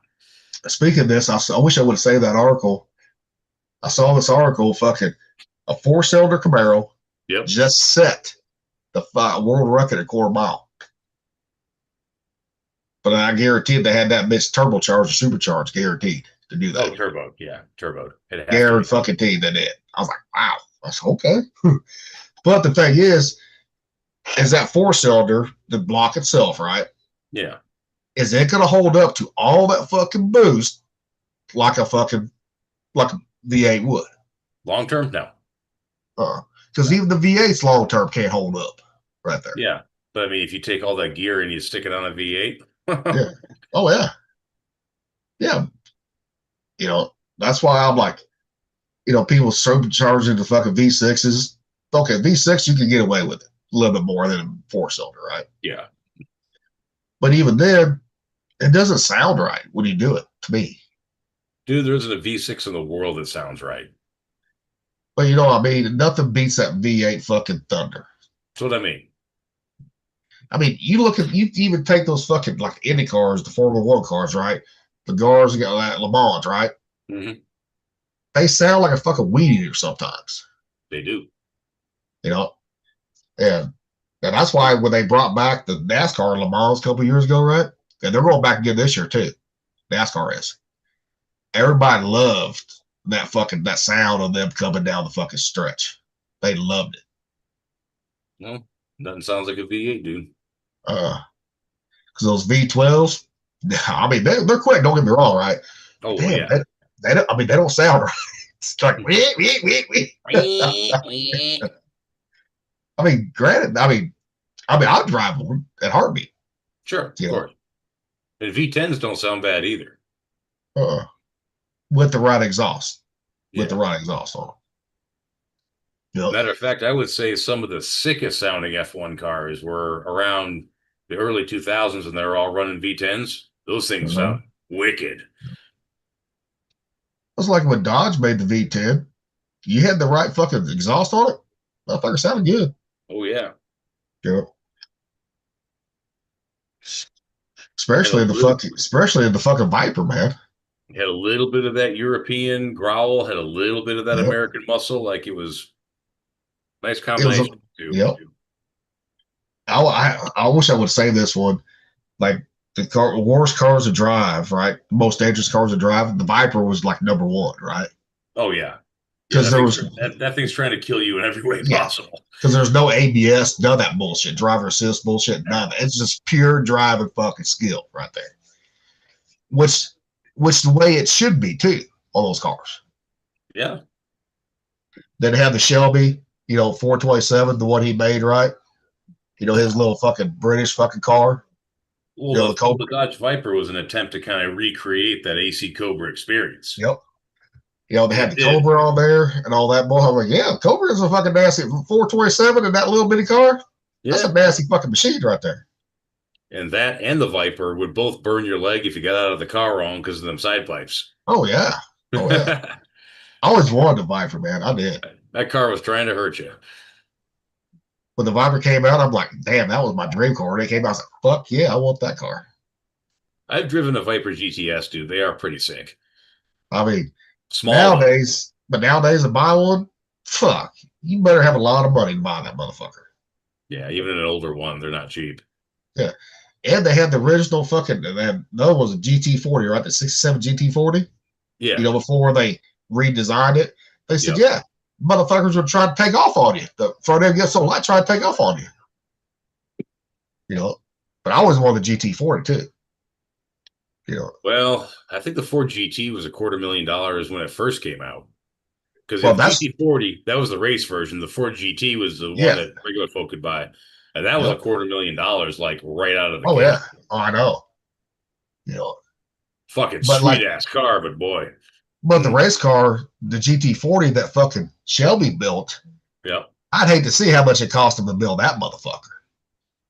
Oh, it was probably millions even back then. Because he wasn't because he had to have the best of the best shit right there. Yeah. That's why I like that movie Ferrari so much, right? Ford versus Ferrari, right? Mm-hmm. It showed how fucking, Shelby didn't get along with Ford right there. Trying to take over, trying to tell him how to build a race car, right? Mm-hmm. And then he finally got to do what he wanted to do, right? They won. Yep. I always wanted a car built by Shelby. I didn't care if he was even that little Dodge Omnia. That was the fucking Shelby, right? Oh, yeah, they did have that, yeah. I mean, even those cars are fucking expensive. You find one in mint condition. Oh, dude, anything with Shelby's name on it is going to be crazy. Like those little turbo fucking 4-cylinders, they were pretty quick back in the day, too. Oh, they were. Yeah, those were really slept on. Yeah. Well, I mean, what was it? It wasn't turboed or anything, but the Ford Escort GT, it actually had a quicker 60-foot time than the fucking 5-liter Mustang at the same year. Yeah. Oh, yeah. A lot of them little fucking compact, sport jobbies, man, they were capable. Now, the automatic was not, but you had to have the 5-speed in that motherfucker. Automatic is going to universally suck. We all know that. But I'll tell you otherwise, but I know. But I'll tell you one fucking engine they look over that was in the Escorts, the diesel motor that was in those Escorts, some of those Escorts. Yeah, I don't know what America's problem with fucking diesels is. Like, diesel should be like the default. Yep. But the thing is now, not so much now, but a couple years ago, even in a diesel car, Volkswagen, right? You had to run the DEF in that bullshit. Well, I know. You know. I'm talking Now about here, I'm talking about being reasonable and just putting a fucking actual diesel motor as God intended in the thing. Not with all this extra shit. Oh, Cummins, they're making a fucking gasoline version of their fucking motors now. Are they? Yep. That's going to be coming out here next year, next 2 years. Next year, 2028.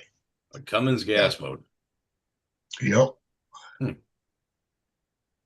And they're supposed to be in Dodge, so if their motor's just anything like that, if their gas is anything like their diesel, right? See, it's supposed to have fucking just as much fucking torque and all that shit. It's supposed to. Interesting. Yeah. So you might I might have to get me a fucking, if that does happen, I might have to get me fucking one of those trucks with the motor in it. So yeah. And Rock is Eaten. It is now a podcast. Yeah.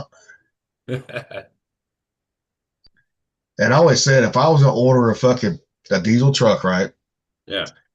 Because back in I don't know if you still can now, but back in the day, you could have caliper motors put in a fucking truck back in the day. What kind of motor? Caterpillar. Oh, Caterpillar, a cat motor, yeah. Yep.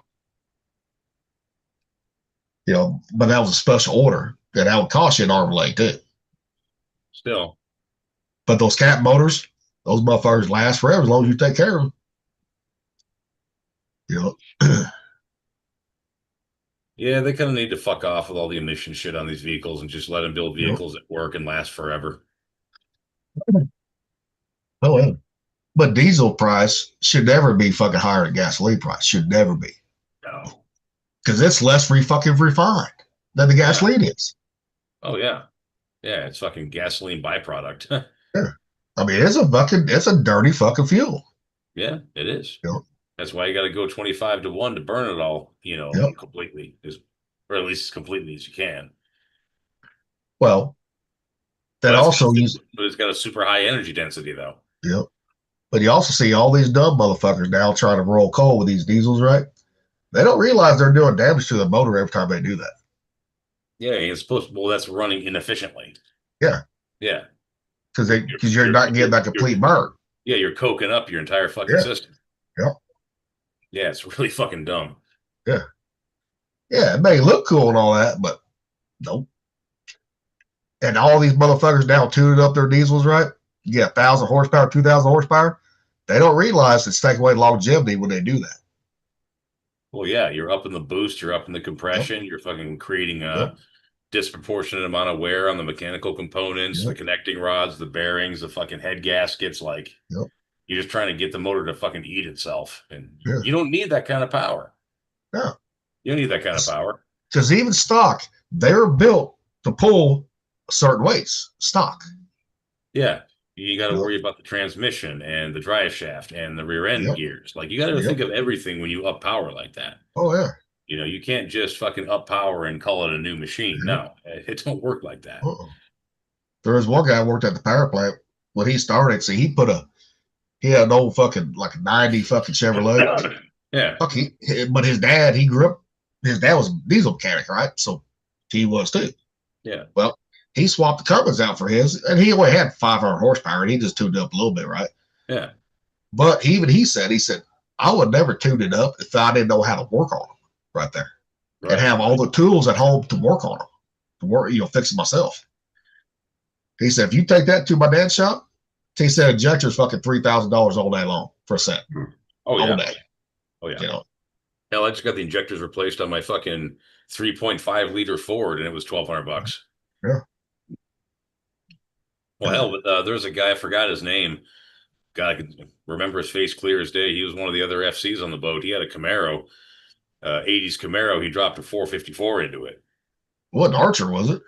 Well, it might have been Archer. Mustache, glasses. Fuck, can't remember. God damn it. I don't remember. Archer did have mustache. I don't remember him having a mustache.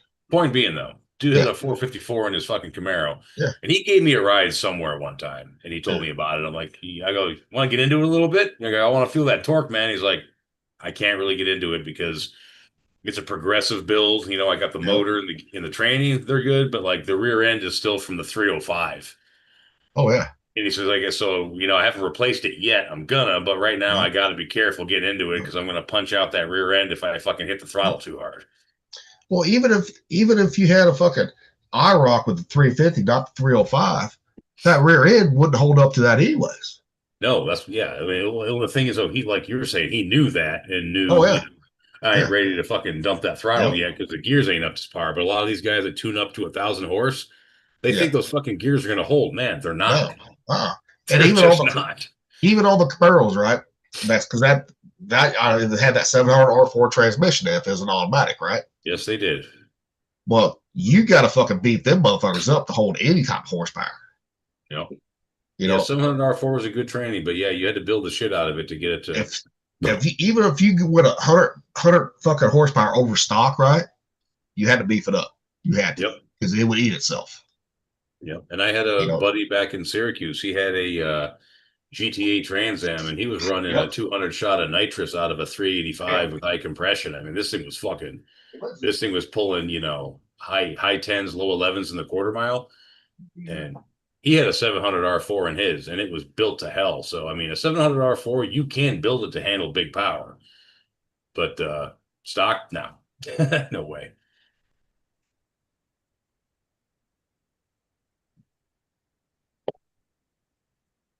Look, I'm a fucking talking head all alone here. There we go. I'm sorry, I had to go get a beer, so. Yeah.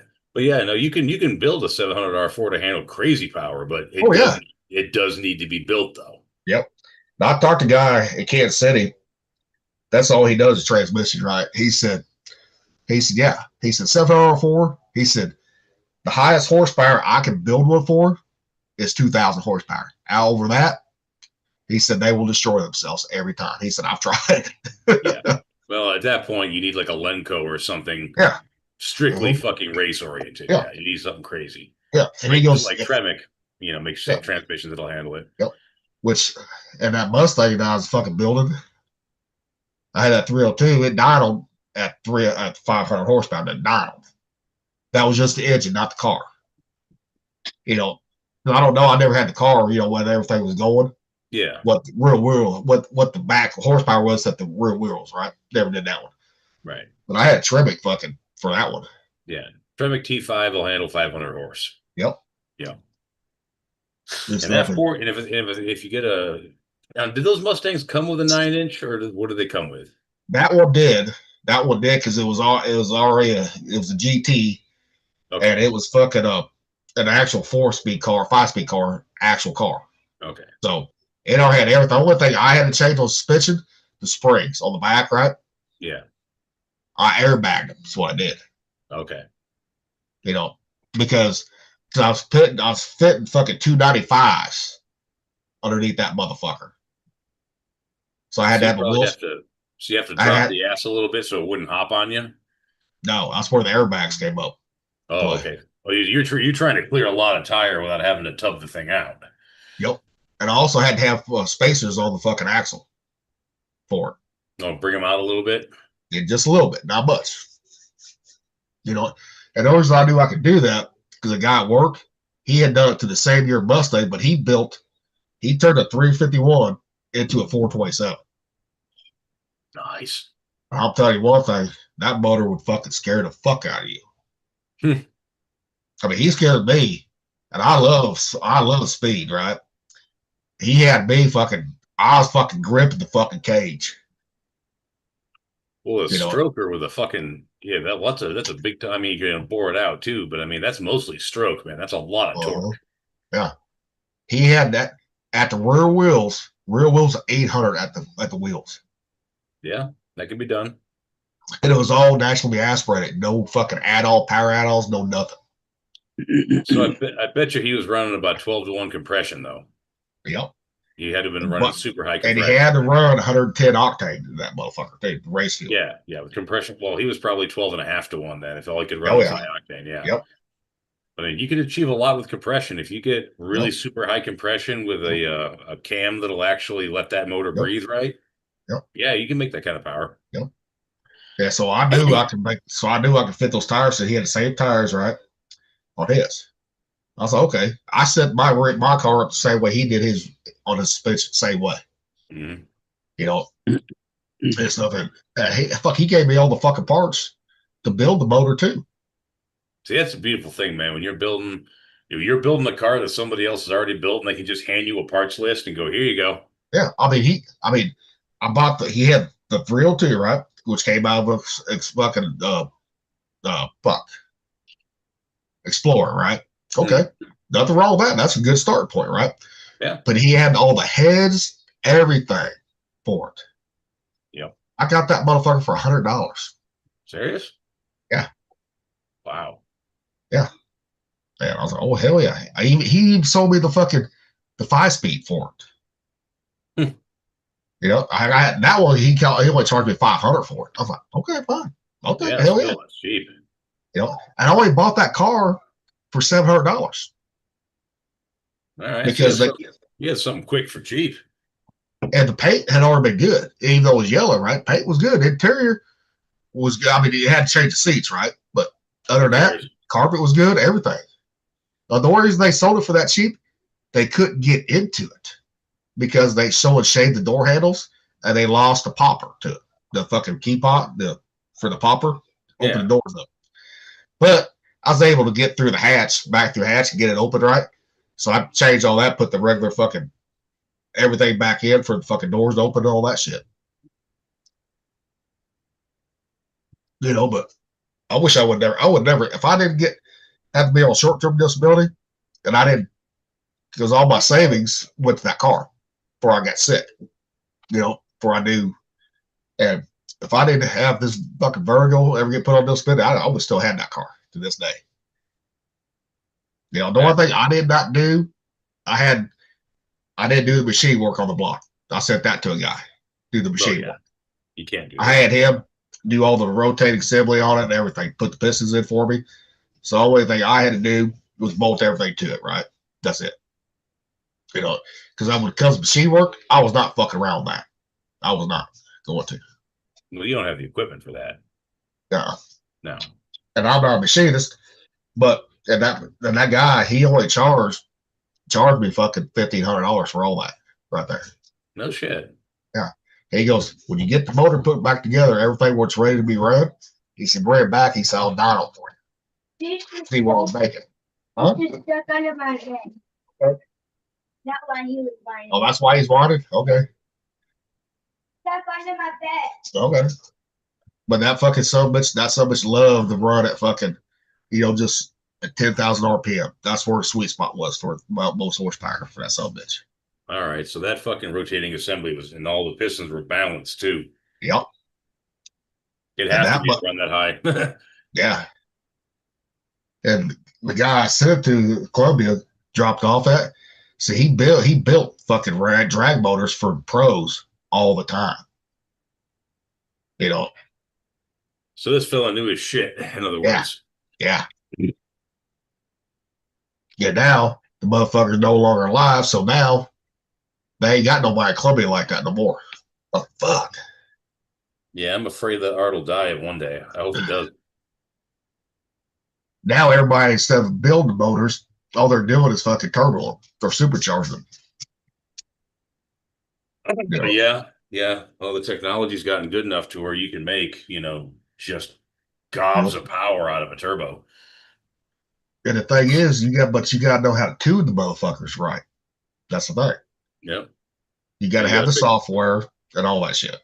Well, you also got to pick the right turbo for the RPM range you want the power at, because you know you can run a huge turbo on a fucking 4-cylinder, no problem. Yeah. But you can't plan on making power before 4,500, 5,000 RPM because it takes a minute to spool that bitch up. Yep.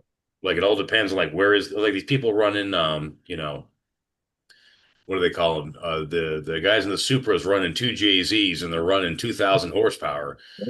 And yeah, they're running 2,000 horsepower at 6,000 RPM, 7,000 RPM. But up until then, they're laggy as fuck and they don't produce that much power because they're dialed in for that RPM range. They can make big power, but they don't make it till later. So, I mean, you got to really pick, like, where do you want that power to kick in? And some guys two-stage it, but then you run into your other problems with a two-stager because you've got a smaller one and a bigger one. Well, it works to a point, but then when it gets to a certain point, that smaller turbo turns into the choke point. So, I mean, like, it all works. It's just like, where do you want the power? Yeah. That's like watching Street Outlaws, right? Where there's 2-stage in that shit, right? They were having to rebuild their motors. Their motors don't last that long either. No. No, that kind of fucking RPM, that kind of boost, it's not going to last forever. That's why that's why I didn't like the Ford EcoBoosts. On paper, they're great, but I mean, my F-450, I had a 3.5 in it, right? Mm-hmm. Granted, it made good horsepower, especially when you put that bitch in tow mode or sport mode, right? Yeah. It was 425 horsepower in those two modes right there. But you didn't want to be a sport mode all the fucking time because it's going to fucking tear your motor up. Yes, it will. It absolutely fucking will. There's a reason why people put so much money into drag cars because drag cars at that level, they cannot be reliable. No. They just can't. Now, I will say, if someone doesn't want a drag race, but they want a turbo fucking V8, right? The early fucking, not the LTs, the LT motors, they were junk, I think, anyways. The electrical system on them were junk. But the first version of the fucking LS, the 5.3 LS, that motor is bulletproof as long as you don't overboost it, right? That motor will last for a long time. Yeah, the WS6 Trans Am in like 2002, they were running that first version of the LS, except it was a 5.7. It was a great motor. Oh, yeah. But I mean, I know a lot of people, they're taking these junkyard motors to 5.3s and turbo them, not even rebuild them at all. Just put turbos on them and they last too. Yeah, they're but they turbo one, but they're not going crazy with it. No, they're not going crazy. It's moderate boost, but they're not really racing them either. Right. But I mean, that'll be just fine. But if they're not trying to get 1,000 horsepower out of it, though. No, most guys I know 500-600 horsepower, right? Couple horsepower over the stock. Well, the thing is, 500-600 horsepower is a sweet spot for the street anyway. I mean, unless you're on an actual track, where the fuck are you going to use more power than that? You're not. Because, I mean, you watch the Street Outlaws, right? When they started getting away from, getting like 2,000, 3,000 horsepower, right? Mm-hmm. They had to be on concrete fucking road to get any type of traction sometimes. Asphalt, they were fucked on asphalt. Yeah, that was a driver's game on asphalt right there. It's too much power. I mean, it gets to a certain point where it just requires more tire than it has. Yeah. And that's why they had the big tires, and that's why they started putting the big tires on versus the small tire. Yeah, I mean, all the fucking horsepower in the world doesn't matter if you can't put it to the ground. But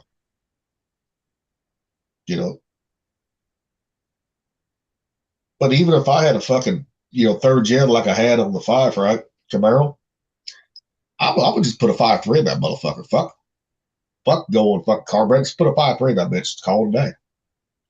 Well, one of the coolest cars I ever saw was one of the simplest. A guy had a Gen 2 Camaro. Yep. Real simple. It had a built Chevy 10 bolt, right? It had a built 5-speed manual, and it had a 502 with a supercharger. Nice. That was it. Blown 502, built 5-speed tranny, built Chevy 10 bolt rear end.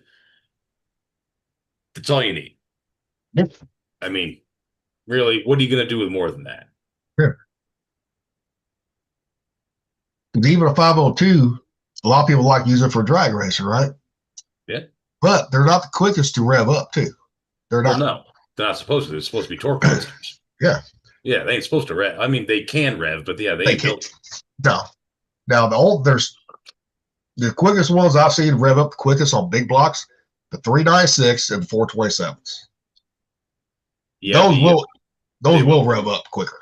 Those two will. Don't forget the Mopar 383 too, because Yeah. the 383 was a 440 with a shorter stroke, so that Yeah. would actually rev up pretty fucking Yeah. fast.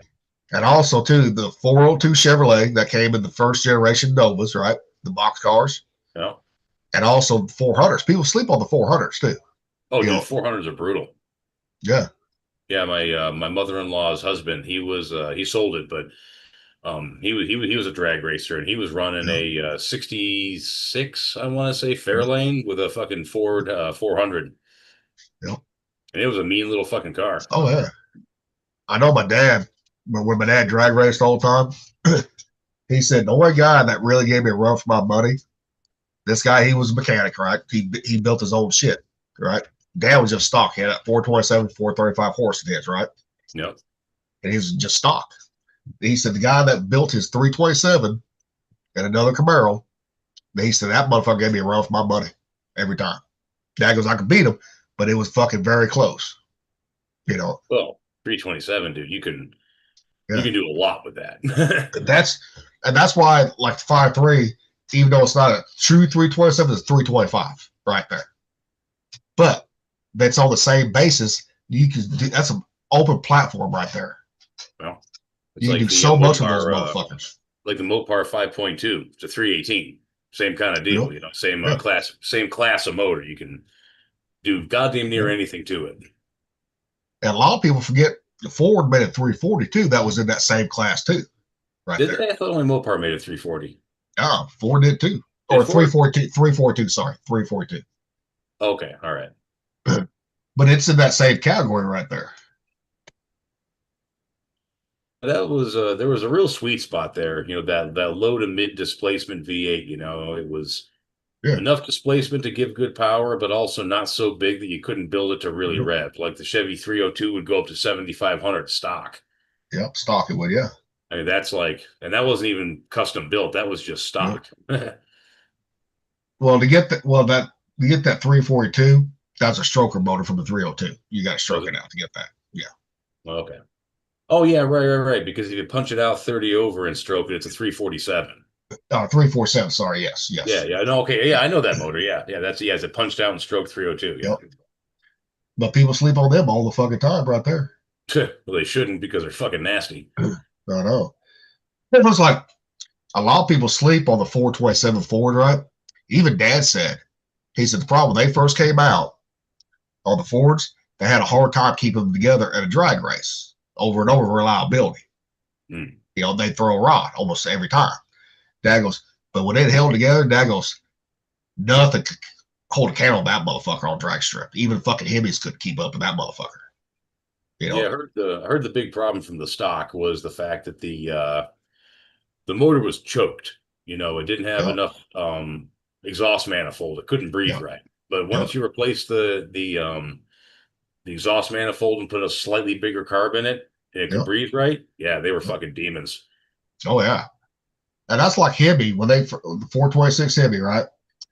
That's why you got banned by NASCAR because nothing keep up with it because they had everything built on it. Yeah, and Richard Petty was fucking killing everybody. And then Richard Petty, when he said, "Okay, I can't handle this motor," fuck you. He went drag racing. A lot of people don't know this. A lot of people forget that he was a drag racer too. Was he? Yeah. When he until they brought back what he liked, he went drag racing. Oh, that's cool. Yeah. So he'd have been drag racing back in the freaking Big Daddy Don Garlits era. Yep. Nice.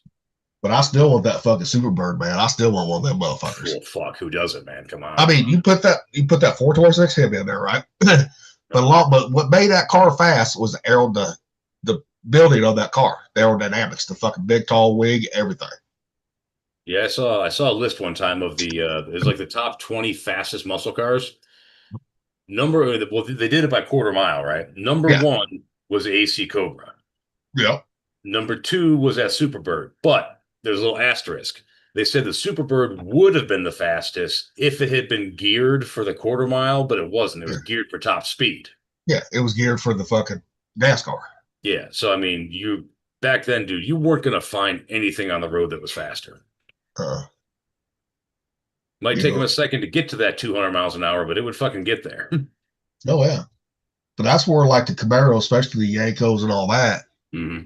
came into play right there because they were built for the street right there. Yeah, good luck putting your hands on a fucking Yanko Camaro these days. No. See, that's where Dad got his 427 from, a wrecked Yanko. No shit. Yeah. Because when he bought his Camaro, his Camaro was 370, 396, right? It wasn't the 425 horse, it was the 375 horse one, right? All right. Back when that was still a quick fucking car with the gearing. Oh, Because yeah.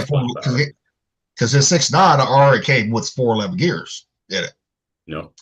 But he said, yeah, I blew that motherfucker up, that 396. He said, I went and found me a 427 in the junkyard.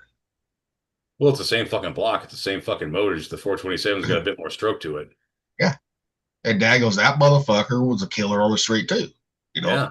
He said, the top end, he said, that motherfucker, he said, top end, you don't know because the speedometer only went to 120 back then. He said, put it this way. He said, I never had it all the way to the floor. Dad goes at 140. He said, I still had a 1/4 inch throttle left on that motherfucker. You know, so those cars could have been 180, 190 top speed. Well, all I know is that when my mother was dating her first husband, he had a 1964 Pontiac 2+2 with a 455 tri-power, had a 6-pack. Yep. And she said the most scary, and this is a big car. This is like a bonnet. Oh, yeah. Right? It's fucking huge. And she says the most scared in her life she ever was when he had that thing up. It was 155 and it was still climbing. Oh, yeah. So in a big old fucking boat like that with a 455 tri-power, it was capable of 155 plus. Well, they had to have the big motor in those big cars. Right. But what you're talking about, 180, 190, that's completely fucking doable. Now, keeping it on the road, that's a different story. Yes, but but even people forget this. You remember how big the Impalas was back in the day, right? How big what? The Impalas was? Oh, the Impalas. Yeah, they're boats. Well, a lot of people forget this. In a 4-door, you could get the 427 with 425 horse and a 4-speed of that motherfucker. Well, yeah, back then you could order any goddamn car you wanted. But you had to have that big motor to get the speed out of those big cars. Yes, you did. Well, you needed enough torque to haul the thing around. Yeah. But, I mean, I drove a 64 Cadillac one time just kind of for fun. Yeah. Some guy had it for sale, and I figured I'd take it for a spin. Dude, it had, what had happened? I think it had the, I think it was the Chevy, because I think the Cadillac made a 429 at one point. Yeah. And I'm pretty sure it had that 429 in it, dude. And you'd go up a hill, and you wouldn't even have to fucking dip the throttle to go up the hill, man. You doing 50 miles an hour, go up the hill, it would just pull it right up. No need to fucking hit the gas or nothing. It had enough torque to just carry on. And a lot of people forget, too, later on, Cadillacs had a 500 in the motherfuckers, too. Well, they went from the 400s, and then they went up to the 472. Yep. And then they went from the 472 they get to the 500. Yeah. That thing was an animal, man. I mean, just the engine bay alone of those Cadillacs, right? Fucking huge, man. Oh, yeah. Oh, yeah. I mean, I always wanted a Cadillac growing up, but I was like, man, that's fucking a lot of fucking money to fucking replace shit if you fuck it up. That's okay. It's worth it. But if you buy one, guess what? You're going to have the money to get it, most likely. Well, I still want another car with a big nose, man. I miss my 89 fucking Lincoln. Yeah. Big fucking square town car, big old fucking nose on it, man. I love that car. Well, if you do the fucking linkage right, they look good. If they're done correctly. Oh, yeah, they do. Especially, was it 67 Continental or 69 Continental with suicide doors? That was a 65 or a 66. 60, okay. I think like 64 through 66 they made that one. Okay, but you know which one I'm talking about. Oh yeah, you're talking the square Continental that was kind of smooth on the edges with the suicide doors in the back. Yeah. Fuck yeah. I mean, every time I see one of those fucking redone, I'm like, oh yeah. I mean, that's a pussy getting machine right there. That's just a cruiser right there. Well, I've owned 2 Lincolns in my life, and I got to say, if I had to choose, like you're a Cadillac guy or a Lincoln guy, I appreciate Cadillacs, but I'm a Lincoln guy. Yep. I will say Ford they beat Cadillac on the Lincoln with the Lincoln. They did. I think that the Cadillac's peak, I think it was higher than the Lincoln's peak, but I think the Lincoln was better for more years than the Cadillac was. That's how I see it anyway. I mean, I'm sorry, nothing Lincoln came out with is going to beat that 59 fucking Caddy. It's just not. No. Cadillac had their heyday in the 50s and the fucking actually back in the 30s too. Well, that's when they were first starting out, yeah. But their heyday ended in the 70s, I think, right there. I think you're right. Yeah, I think not even the 70s. I think the 60s. I think the 60s Lincoln pulled ahead. Me personally, I mean, everyone's taste is different. For me, the 60s is where Lincoln really fucking just started pulling away from Cadillac, and I don't think Cadillac ever really caught up. At least not as far as I'm concerned. Which I did like the 50s and 60s Cadillacs too. The 70s, I'm like, they're fucking ugly as a motherfucker. They are. They're just not that good looking.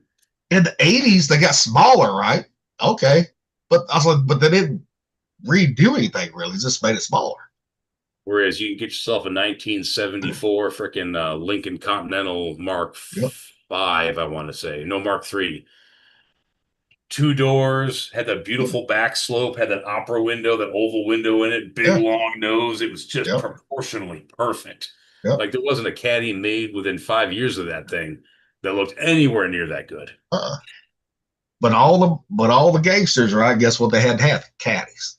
Those ugly fucking 70s Caddies. Let them have it. I'll be back in a sec. All right. I keep talking.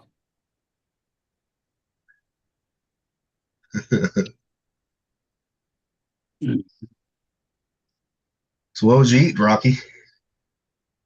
Some barbecue chicken for dinner. Chicken, that is. Chicken. What else did you have with it? Just chicken? Chicken and a hot dog. No sides with that son of a bitch?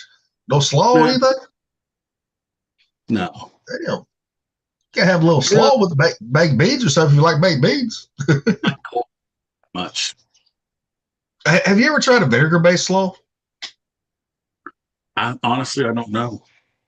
You know, because like me, I don't like tomato slaw, right? Never have, really. But the first time I ever tried a vinegar-based slaw, I fell in love with that shit. I was like, ooh, okay. I'll have to look into that, dude. You know, I'm making red slaw using vinegar-based barbecue sauce. You know, that one is really good. But if you don't like vinegar-based sauces, you're not going to like it either. So.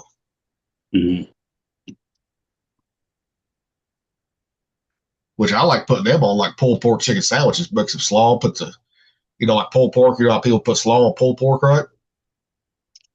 You know, sandwiches. I like doing that with chicken sandwiches. It's like baked beans. I love the smell of baked beans, but I hate eating them because I don't like the texture of them. You know? Man. Did you cook the chicken yourself? No, we grilled it like last night. Okay. I think. As soon as it got nice and cool and the sun went down. Well, anytime is good fucking grilling weather. Anytime is. Hard agree. Whether it's hot or fucking 10 below outside.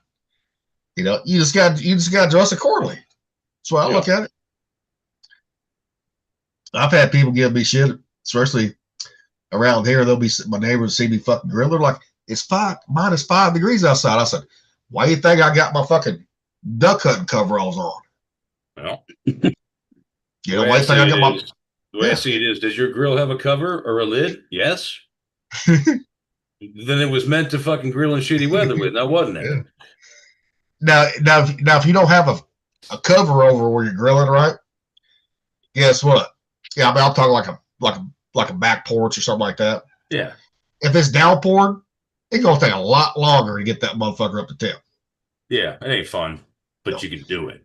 Yeah, you can do it, but you gotta fire that motherfucker like crazy though. Get that temperature up, keep that temperature up. Because I've actually done that shit before. In my backyard, there's enough of an overhang, right? Yep. It's exactly the width of the grill. So if it's downpouring and fucking super shitty, right? Yep. The grill is dry. But I'm getting rained on as I'm fucking working it because it ain't enough to cover me, just the grill. So I kind of, you know, I don't have. Now, if it's snowing out, right? Guess what? It ain't gonna really matter on temperature. The snow won't kill. Unless you get a big now. If you're in a blizzard, yeah, but if it's just barely coming down, you'll be fine. Hell, man, there was a barbecue pit boys video they did on YouTube where it was called Blizzard Burgers. They like specifically went out when it was just fucking dumping snow. Yep. Did themselves a barbecue, man. It was accumulating like, I don't know, like an inch every 15 minutes, and they were just like. Now, what type of smoker did they use? They were just using a charcoal grill. Charcoal grill, okay. I mean, those motherfuckers got everything, but this particular video, they was just using a regular charcoal Weber. Yep. I'll tell you one thing, Webers are hard to beat. If you just want to grill, not smoke, you can still smoke at a Weber if you got to do the snake method, right? Yeah. Oh, yeah. But those grills are hard to fucking beat. They are, for the price. Well, my brother-in-law has had the same. He's got a Weber kettle of one of the big ones that's propane fired, like it starts up with propane. Oh, okay. And he's had it, I think, since like 2012. And the thing is still fucking rocking. So he starts it with propane, he goes to charcoal then? Yeah, so instead of like using lighter fluid or using, fire starter bundles and all that, it's got a little green bottle and fucking propane jets. Those propane jets fire off the charcoal, then you turn it off and the charcoal takes over. See, I don't use lighter fluid or fire starters anymore since I got that electric fucking heat gun. Because I do have a torch, right? Gas torch. Yeah, I got a couple. That's big enough to do it. But the thing with the drums is you don't want to have me set, all the way down to that barrel, hold that motherfucker. You do not. But yeah, I mean, Webers, they're hard to beat. They last for a long time too. Yeah. Hell, the Weber that I've got, it's a propane deal. And I think it was last year, I replaced the crossover tube, all 3 burner tubes, and all of the baffles. All the what do they call them? I know what you're talking about. I forgot what they call them, but they're the little bars, the L-shaped bars that go. Yep. I replaced all of that shit, and it cost me probably $100 in parts. Yep. And that hadn't been done since it was new, probably back in the late 90s, early 2000s. I mean, those Webers, dude, as long as you replace the shit, last forever. Yep. And the regulator's still good. The friggin' knobs are still good. All the valves are still good. Like none of that shit was, broken at all. Yeah. All I had was a burn through one time, and that was it. Yep. Yeah, they make good shit, man. Weber, you'll pay an arm and a leg for, but they are that good. Like me and my brother-in-law, like I say, we both have had Webers for years and years and years. And the Webers now, they hold up. Well, yeah, they hold up, but they're not expensive as some of the smokers I bought. They're not. Well, no, like you go, what do they call them? The, oh my God, who makes them? I mean, there's a few, but one of them, the Yoders. The Yoders are fucking crazy expensive. Well, and those are not as good as what some people think either. The Yoders ain't. Well, the fact of the matter is, dude, a good charcoal kettle is like driving stick. If you got skills, man, you can make a charcoal kettle, make food every bit as good as a $1,000 smoker offset grill. I don't give a shit what you got. If you got skills, a kettle will do it. Oh, yeah. Now, I do not have said skills, so I'm not saying I can do it. I'm just saying there's people out there that can. Oh, yeah. Now, it depends on what you want to get, right? You can get a new kettle, right? 22-inch, 250, right? That ain't bad. Now, if you want like the ceramic one, that's $1,400 right there. Oh, yeah. I got a buddy with a big ceramic egg, not the green egg, but a bigger one. And I think he's into his rig for like $4 or $5 grand because he's got all the other shit that goes with it. See, like that's what I showed you right there. I mean, that one, 250, right? But it's all sale. Okay, 289, 250, 229, 300. Oh, damn, fuck. Okay, you see that? Those are the Kamado. Yeah. Yeah. But yeah, they're not cheap. Oh my God. I mean, 37-inch, that's a big boy, but wow, $2,600. Let me look at this real quick, see what it has here. Good Lord. I mean, it's beautiful. It's huge, but Good Yeah, lord. that's more than my fucking 55-gallon drum smoker that I had customized. Okay, look at the size of that thing. I would never Yeah. feed that many people at one shot. I would never need a 37-inch grill. No. You know. But I mean that's still cheaper than buying a $10,000 offset right there. Well, yeah. Yeah, as long as we're comparing it to something like that, yeah. Yeah. But that's up there with the fucking Yoders and all that shit too. Yeah. They're once you get to a certain point with these barbecues, man, they're expensive as fuck. Oh, I looked at the Yoders before I got the drums. I'm like, no, I'm going drum. Fucking this shit. No. Well, I wonder at what point it becomes sort of bragging rights, you know? Yeah. You know, you're not buying it because it actually makes food better. You're buying it because it's, you know, it's like wearing a Rolex, you know. It's like, hey, this thing tells time just as well as a Citizen, but it's, you know, 10 grand. You know, it's me. I don't give a shit what it costs, right? Like one of the best barrels you can get right now, price wise, is the pit barrel right there. Yeah. Is that? Well, I don't mind additional cost as long as for that money it does something objectively better. But the only thing is, what the pit barrel is, because it's not designed to control the heat. It's not. Everybody tries to control the heat, right? Buy all these add-ons. I'm like, just let it do its thing. Right. Now, if you want to control the heat, you go with what I use now, the Huntseeker or the Gateway, right there. Those type of drums, right there. Okay. Or Oklahoma Joe's drum, right? Or even Pit Boss's drum. Pit Boss actually makes a drum now too. That's not pellet, it's charcoal. Huh? But those you can control the heat. That's what they're designed to do. Those are right there. You know. Now if you really want to go cheap, you do what Thumper does. Get some fucking concrete blocks, build your own, live fire. I mean, that's true. I mean, you can still use charcoal in it. You don't have to just use wood all damn time. You can use charcoal and just put some wood chunks on it. I mean, it works good. That's he can do low and slow on his. He can do fucking hot and fast too. Yeah. You know, but I will say it takes a lot more skill to do live fire. Way more skill. Way more skill. Yep. And trapping the smoke is harder too if you want to do something smoky. Yeah, which we can be done. You just got to put a fucking, piece of tin or something over it, steel or tin. Trap that smoke in right there. It could be done, but like you said, it takes more skill. You got to know how the air flows, what height to put it at, and all that stuff. Yep. But you know what? If you want to become a master, man, you do the hard stuff first. Yeah. Now, do you ever watch Barbecue Brawl? No. Well, one of the challenges depends on the season, right? But a lot of the challenges they've had in the finals, right? Yeah. It's whole hog on live fucking fire. And it's something like using concrete bricks, right? All that shit. How the hell would you even do that? Well, you build the pit, right? Yeah, right. You don't have the open side. You got one open side, right? For vent, and that's it. For airflow to get in, right? Right. Yeah. But then you got to shovel all your coals. You got to move them around too, which you can do it very easily. Put the hog on there, put the piece of tin over top, right, and just let it do its thing. Is that on? Would that be like on Amazon or something? No, they build them. They build them. No. I'm talking about the show. Is it like on Amazon Prime or? Oh, well, it's on Food Network. Okay, so Barbecue Brawl. Yeah, Barbecue Brawl. All right.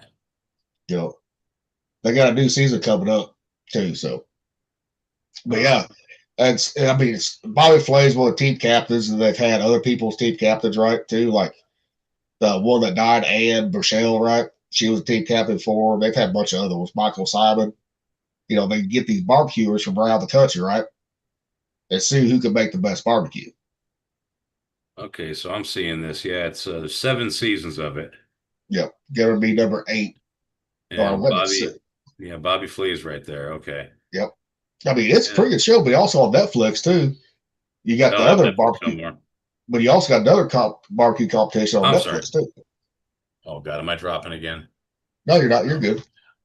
No, I kind of glitched though. What was on Netflix? That's another barbecue show too. So let me get to it. See here, barbecue show on Netflix.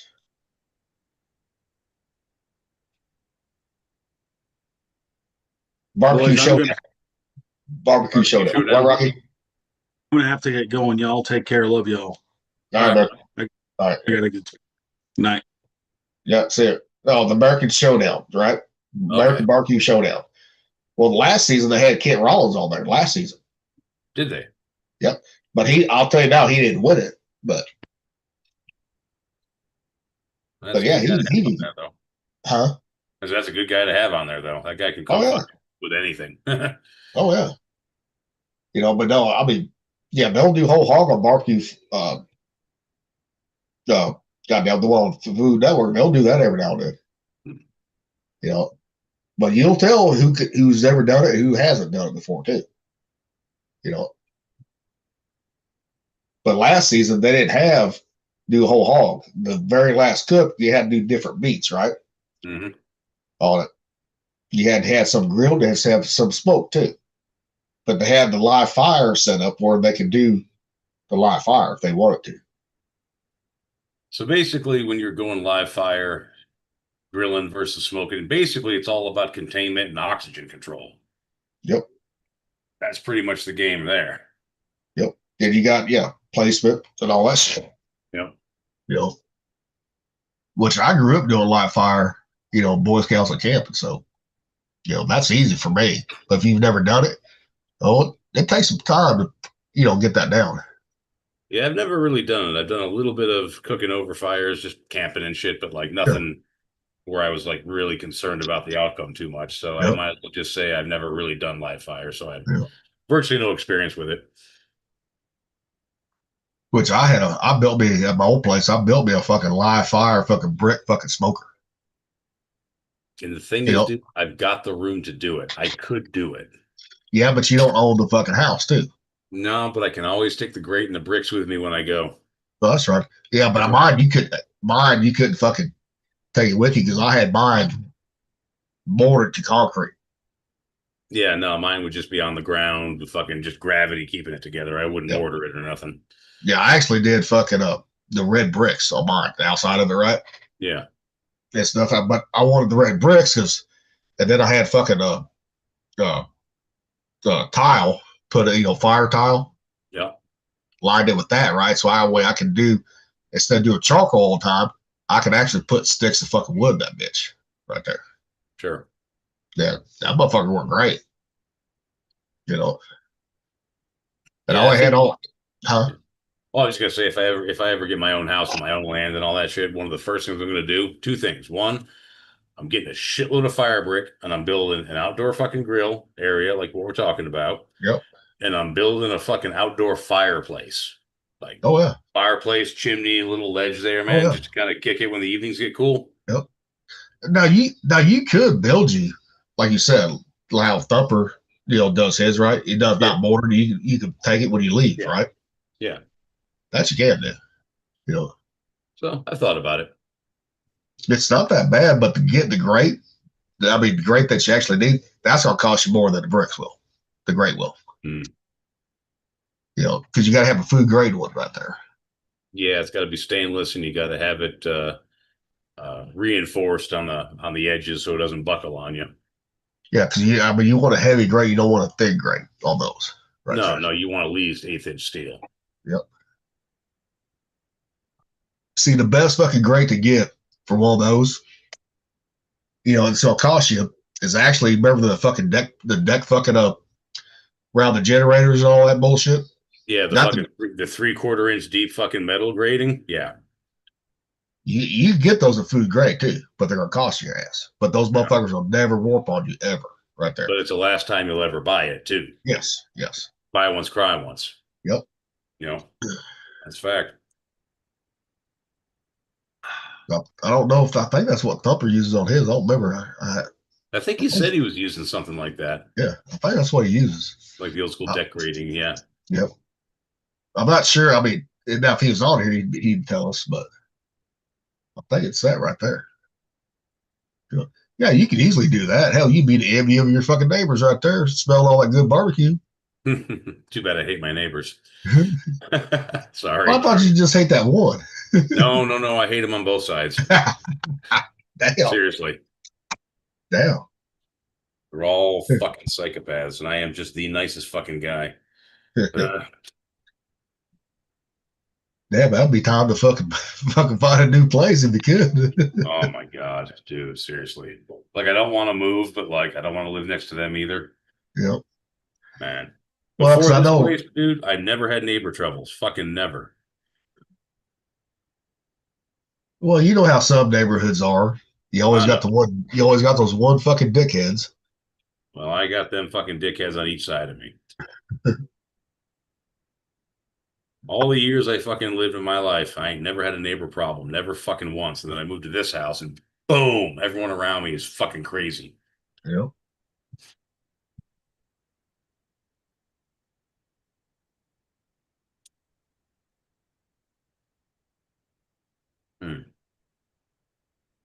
But that's neither here nor there.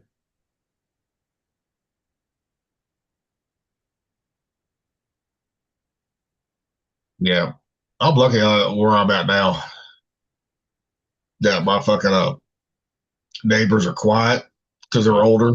You know, they keep to themselves. I keep to myself. So. That's a great arrangement. Yep.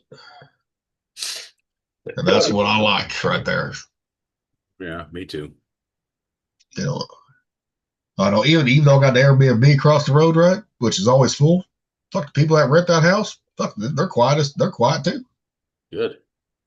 You know, there was only one night a bunch of fucking college kids ran there, right? They got a little loud, but not too loud. You know, yeah. I did get to watch a fight though. I did get to do so. Oh, okay. Well, I mean, 2 houses ago, back when my kids were a bit smaller, you know, we had a house directly across the street from us, and I'd say about once a month, when the weather was nice, they get a whole bunch of people, and they'd be out in the backyard, fucking, you know, burning a bonfire, drinking beer, hooting and hollering, partying, loud music, you know. But like, am I really going to be a dickhead because people want to get down one day a month for like 4 months? No. Yeah, see, out in the country, I did have one neighbor close, right, when I lived out in the country. Yeah. Because their land butted up where they had their trailer had butted up. I mean, he had an easement behind that, but that was the closest neighbor, right? Right. Now, we had problems at first, you know, because now I never had a problem with the woman actually owned the land. It was her living boyfriend. Of course. You know, and I had to set him straight really fucking quick, you know, because I was redoing the fucking fence in between the two properties, right? And she goes, well, that fence is on the border. I said, I already told you I was going to take you out and redo that fucking fence, put everything back to where it was. Yeah.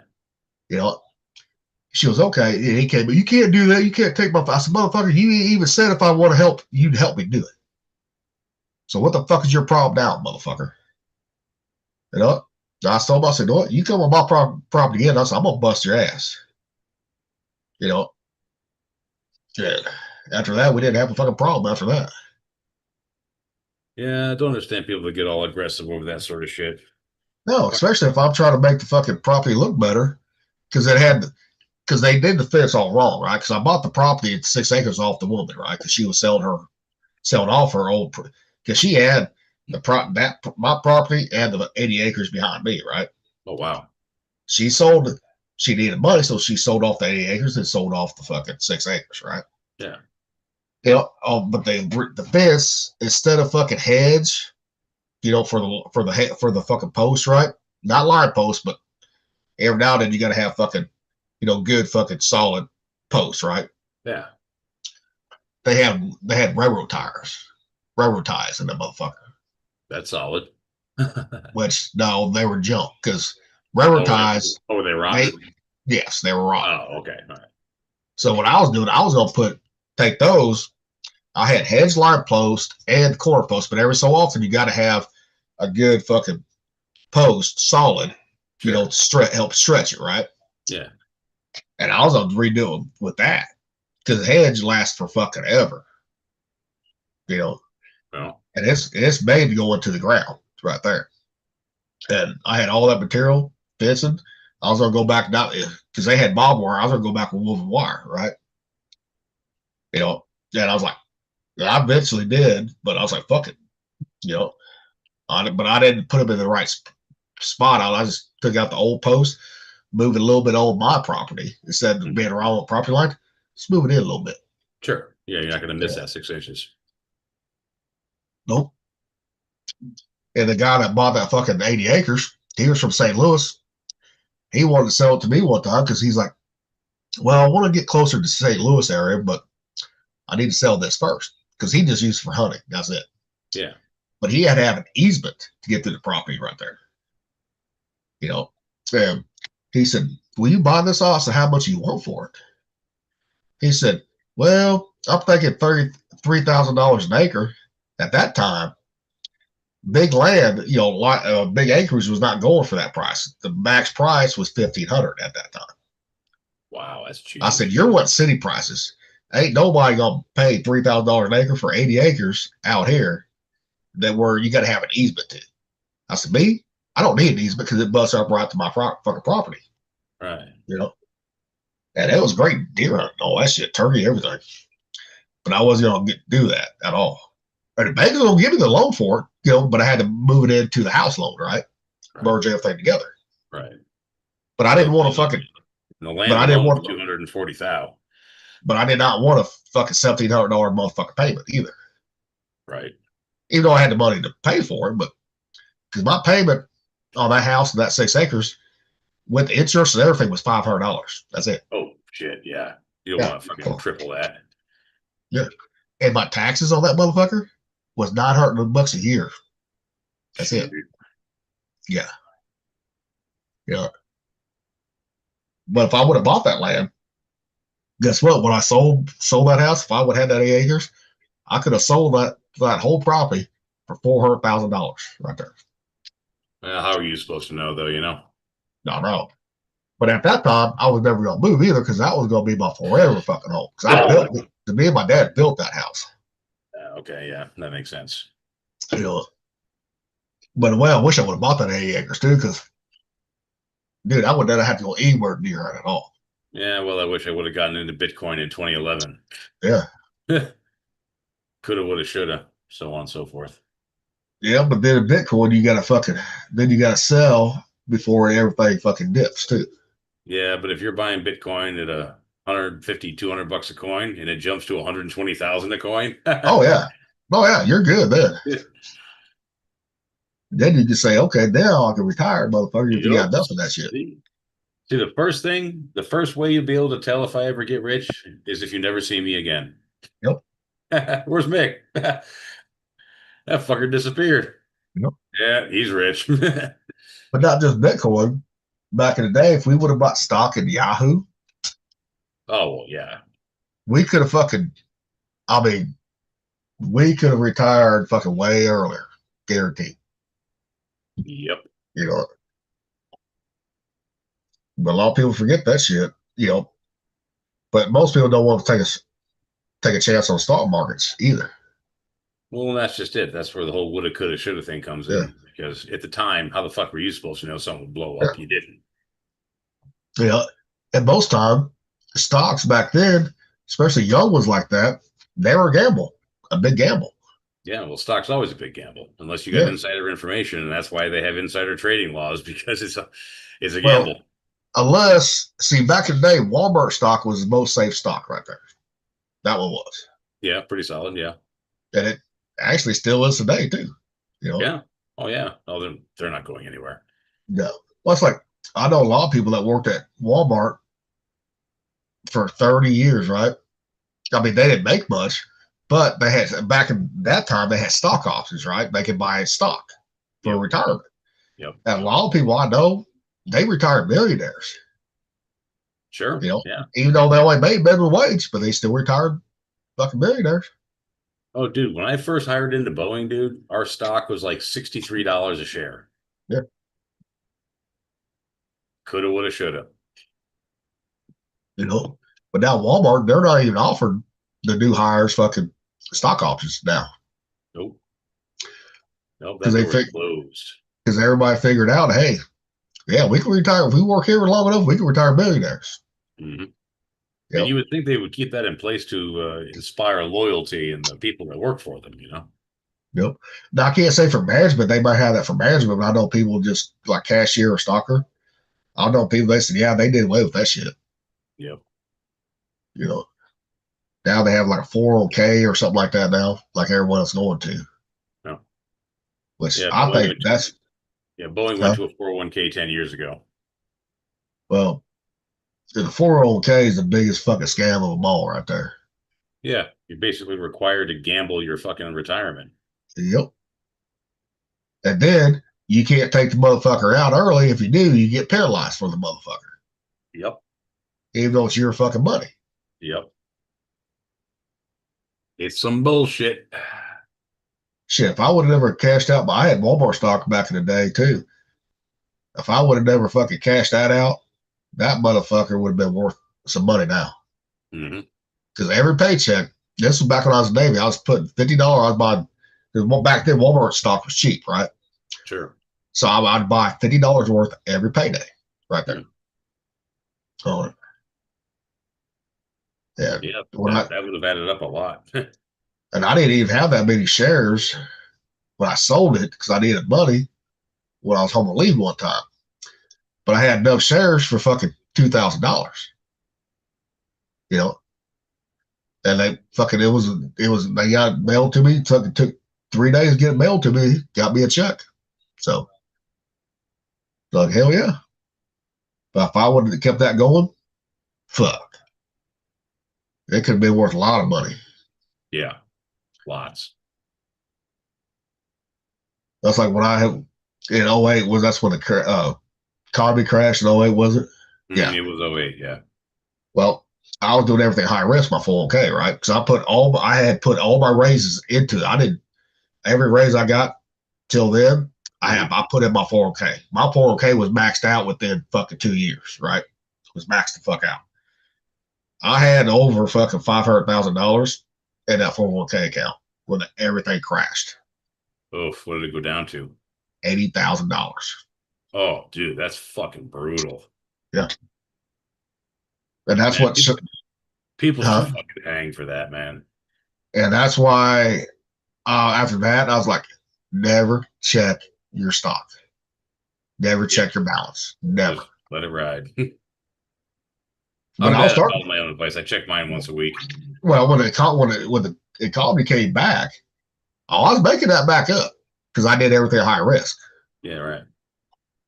That's what a lot of people, they forget, especially if you're young. You don't do conservative or moderate or safe. You do high risk right there. Oh yeah, even my work 401k portfolio, I switched over to high risk. Yep. Now, when you get in your 40s, then you kind of do more conservative, right? On that one. Well, I got a late start, so I've just been going aggressive the whole time because I started in my 30s. I started like way late.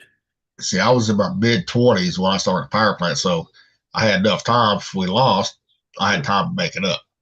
Right. Yeah. Because I had a plan, and my plan was to retire at 55 years old. That was my plan. But I also had a pension to go along with that 401k too. So do I, but my pension is capped because it got grandfathered, so I'm at 730. I'm at $735 a month, which in 20 years when I'm pulling it ain't going to be jack shit. Yeah, see, ours was not capped. It kept growing and growing at 2.0 multiplier. Oh, okay. And it depends on what your base pay was, right? And how many years of service you had and what your age was right there. But the thing is, to get that, the new hires on one contract didn't get that pension. And those old guys, they wanted to keep their pension, so they voted to have the younger guys not have a pension. I'm like, you guys fucked up on that one. Yeah, that's kind of what Boeing did. Yep. I got mine. Fuck you. Yep. That's pretty much what they said. And I'm like, they're like, well, your pension will be safe. I said, what about the next generation coming up? Right. I said, motherfuckers fought for you to get these fucking pensions, get these benefits back in the day, and that's how they had to go on strike to get these motherfuckers. And we're just gonna give them up? No. I said, you give it up, you will never get nothing back. You will not get that back ever. Well, it's what they call pulling up the ladder behind you, you know? Yep. I got mine. Yep. Thank you. Yep. Yep. The same thing. I was in just long enough to get that little bit of pension I'm going to get. Yep. And I just hated the fucking, and that's why, that's one of the things I hate about the union, right? You got those backstabbers. They already look out for themselves. They're not looking out for the future generations coming up. Oh, yeah. Dude, it's rampant. Yeah. I mean, I think they're offering like right now, I think it's like $110 or $100 of pension per year served. So right now, dude, if the pension was still going, my 16 and a half years, bro, I'd be at like $1,600 a month pension. Yeah. And continuing, like, as I keep serving, you know, I mean, like, it's something. Yeah. Oh, exactly. You know, because even my dad, when he was on, doing line work for fucking Captain Electric, and I'd go. I was young enough. I would go with Dad. I remembered all that shit going to union meetings, right? Especially around contract time. Mm-hmm. These guys were still making. They were making fucking $20, almost $30 an hour back then. This is back in the 80s. That's a lot of money back then. Yeah, and they're like, their contract time. They're like, we will be making $40, $50 an hour. And I remember Dad, some of the other guys, like, you're already making enough. They're not going to give us that. They're not going to. Yeah, you can bargain for better wages, but man, it's got to be reasonable. But you can't go for like a $20 difference at all. Even Dad goes, what about better benefits, more benefits? And Dad goes, that adds up too. Yes, it does. Yeah. Yeah, our last strike, dude, we got some pretty good pay raises, but the thing is, man, that was to combat the freaking cost of living around here. Yeah. Now, if the cost of living around here was like it was in Missouri, we wouldn't have asked for it, and if we did, we wouldn't have gotten it. Well, things have gone so insane around here that a major raise was definitely warranted. But well, doesn't Boeing? But you can't get greedy. Well, even the Boeing here in St. Louis, ain't they under the same contract too? No, they strike at different times. They have a different union, different contract. Oh, different union. Okay. They struck. I think they struck like the summer after we did, or something like that. They struck at a way different time. Okay. Yeah. I didn't know if they was under the same contract because the power plant I was at. See, we had a power plant where I was at, and down in New Madrid, Missouri. Now was down to Boot Hill. Mm-hmm. Well, we was under the same contract right there. That's why I didn't know. Yeah, I don't think they're under the same contract because. Okay. Yeah, we would have struck at the same time if we were. Okay. So different contract, different local. Yep. So that's what's weird. Fucking same company, but different fucking local right there. Well, we also got the engineers. SPIA is the engineer union. So we've got, even in the Everett area, we got IAM 751 for us. And then for the engineers and the fucking, collared shirt people, we got SPIA. And that's their union. So we do our shit at different times with different contracts too, even though we all work in the same place. Jesus. And that will make a strike. If you're not on strike at the same time, that can make it fucking difficult. Oh yeah, it absolutely does. Like they're big, like whenever SPIA strikes, their slogan is "No nerds, no birds." Yeah. Well, the thing is, if you're a true union man, you don't want to cross the picket line, even if you're under a different contract. But you got to. I know. You can't strike twice in the same year, or you can't strike every year. Like you can't afford it. Yeah. Yep. Like I'm the type of motherfucker. Like even the local grocery store unions were striking. I don't cross picket lines. I don't. You're gonna be union. You got to do union shit, right? And that includes not crossing picket lines. Yep. But when it comes to SPIA being on strike, it's like, well, I don't have a choice. I have to come to work, or else I will be fired. Yep. And everybody understands. Like nobody from SPIA complains about. IAM coming to work. And when IAM was on strike, nobody complained about SPIA coming to work. I mean, we got, solidarity with each other, but we both have to accept the realities that if we don't show up to work, we're getting fired. Oh, yeah. No, I can see if he was on, contracts was, they probably did that for a reason. So they're not doing two contracts at the same time right there. It could be. Yeah. Yeah. Who knows? But But I'd much rather have contracts at the same time, so that way you're not forced to choose. Yeah, simplifies matters. Yeah. You know, Which I never understood why the fucking grocery stores have unions, because those grocery they don't get the benefits. I mean, they're not really making that much money. well, Charlene's not making much money, but she does have a medical plan. She does have 401k.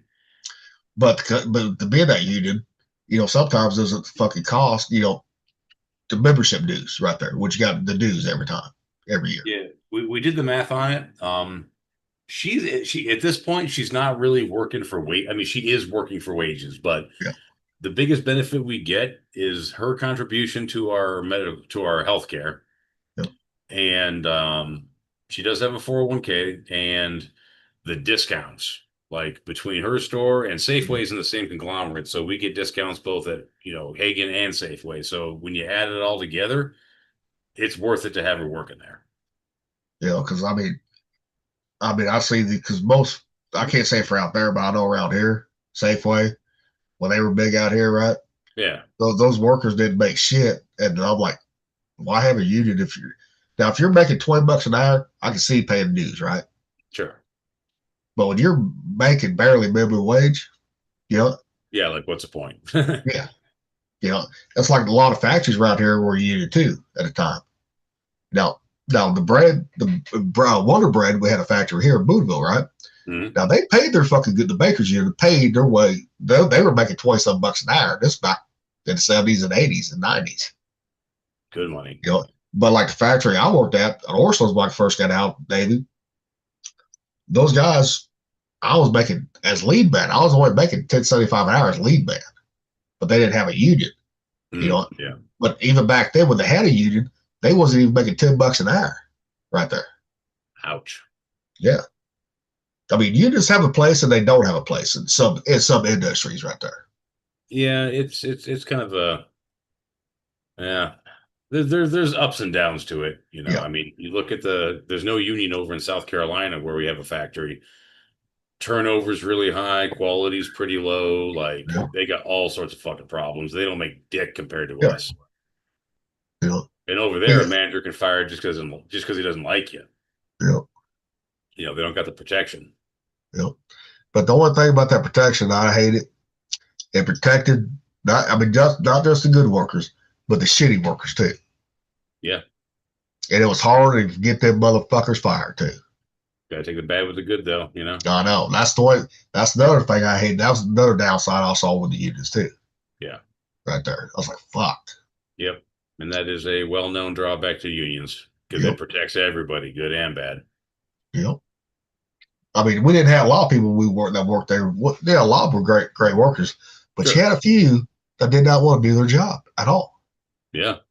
Which made it harder on the rest of us, which that I fucking hated right there. Yeah. And they knew they could just come to work, do the bare minimum, right? So I'm like, Jesus Christ, motherfuckers. And then those were the first motherfuckers that asked for help too. I told one motherfucker, I said, no, motherfucker, no, figure it out. I said, I'm done helping you. I said, until you start figuring shit out on your own, don't ask for me for help. Fuck you. Yep. The supervisor's like, you need help? I was no, I'm not going to help the motherfuckers. Every time I needed help, motherfucker was never around. And I'll be hollering at the radio, hey, motherfucker, come over here. Fuck you. That's a two-way street right there, too. Yeah, and you got hired to do the same job as me. Yeah. Like, earn your fucking paycheck, dude. Yep. And some of them did, some of them didn't. But like you said, you got to take the good with the bad. All that shit. Yeah.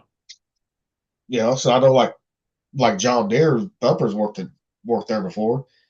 I guess that unit is shit compared to some other ones too. Yeah, all unions aren't built the same. Some actually care. Not. Some just are there for your due money. Like mine, I'm sorry, man. My union, they're just there for the money. Yep. Well, take the teachers union, for example, right? Oh, God. They're just there for the fucking money and give all that money to Democrats. Yeah, they don't give a shit about education. No. Couldn't care less.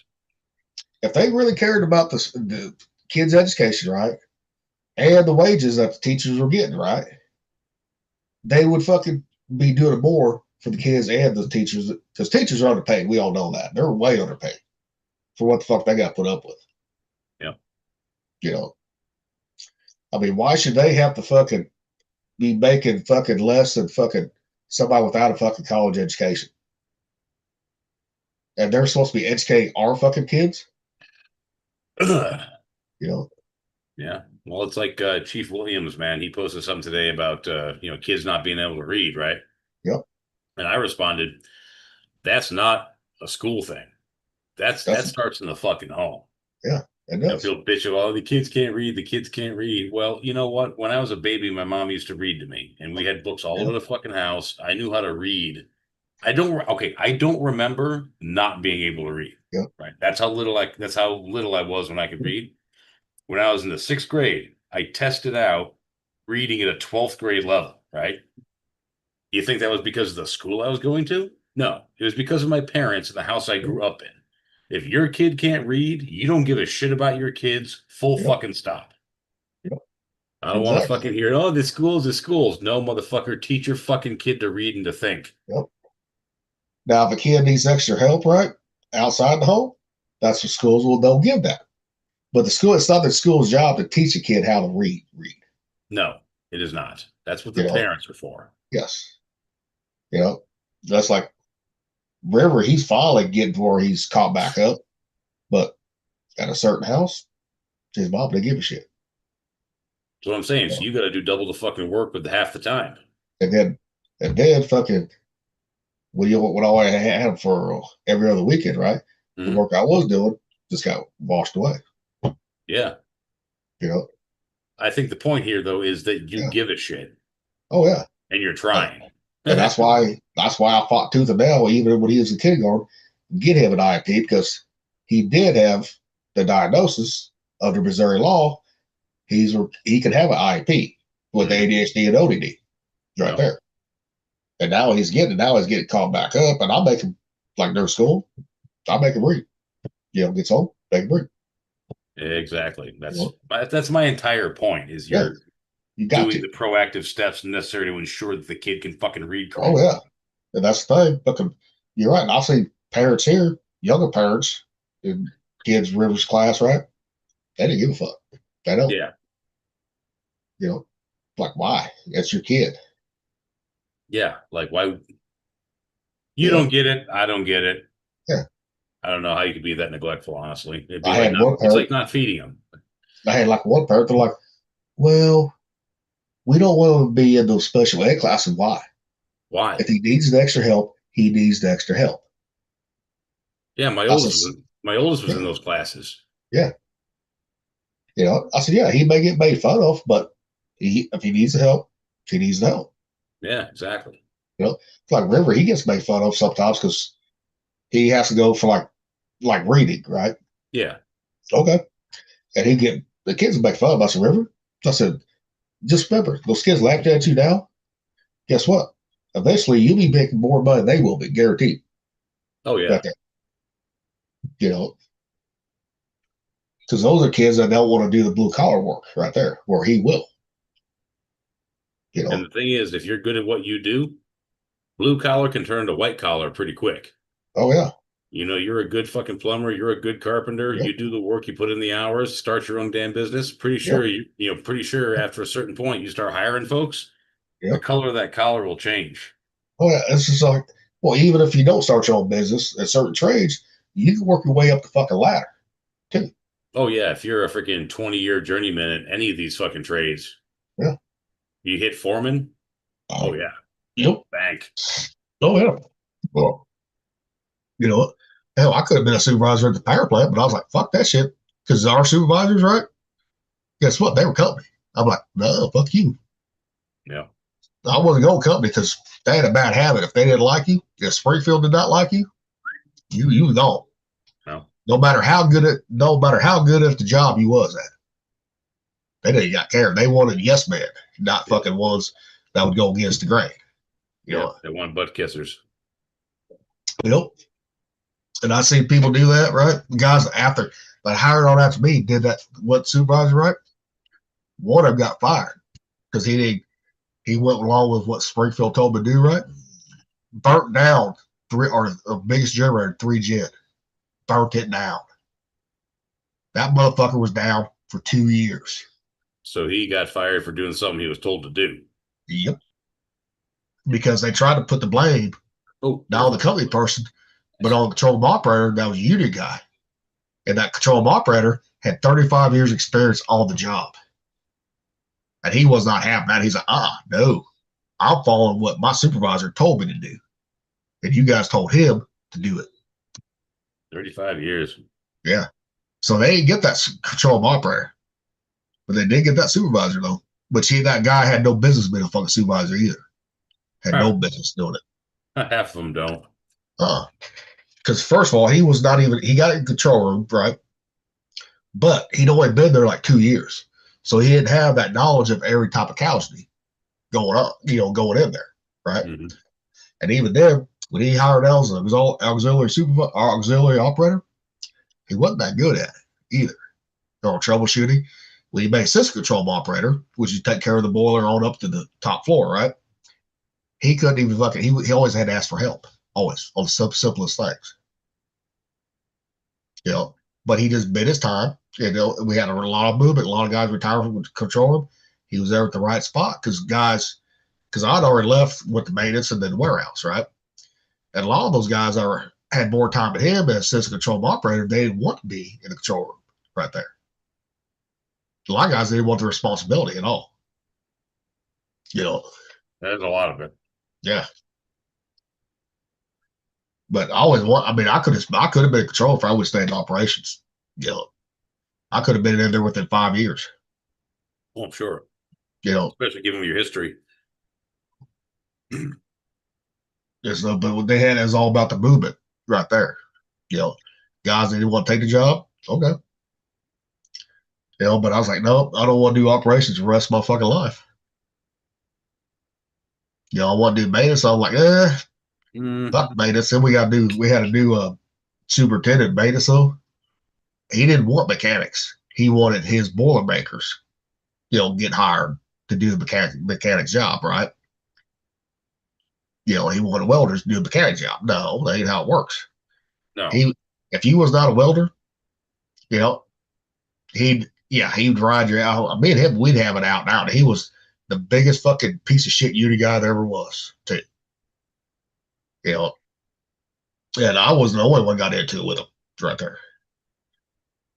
Even though I showed him that I could fucking weld, but I was not a journeyman fucking welder. I was not going to take the test, even though actually they had me take two tests, right? Mm-hmm. Just to see once they found out I could weld. Okay. So I didn't know supervisor was going to send it in, right? Came back past it. Boy, that pissed him off too. I said, yeah, this mechanic. I said, you don't realize this mechanic was taught by a boiler maker, motherfucker, how to weld in high school. So fuck off.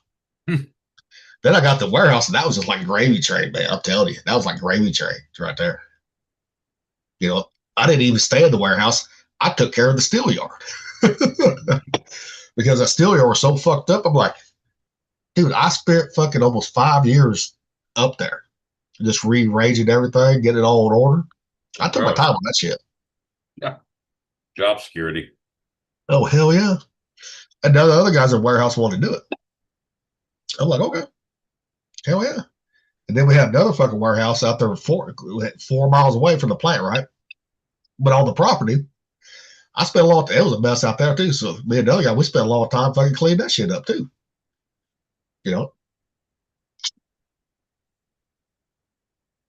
See, well, we left the girls down at the fucking warehouse, man, the gate.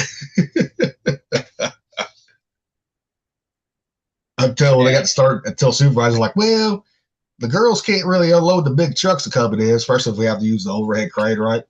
Yep. On some of these parts. Well, we need you guys down. I was like, fuck. So I had to start carrying the radio. I was like, fuck. Hell, I can go take a nap. Oh yeah, I can go up 4 mile, take a nap in the truck. Fuck yeah. Yeah, one thing I didn't like about being a team lead for a while is because we had a phone. Yep. Anytime. Hey, where you at? What you doing? Nope. That's yeah.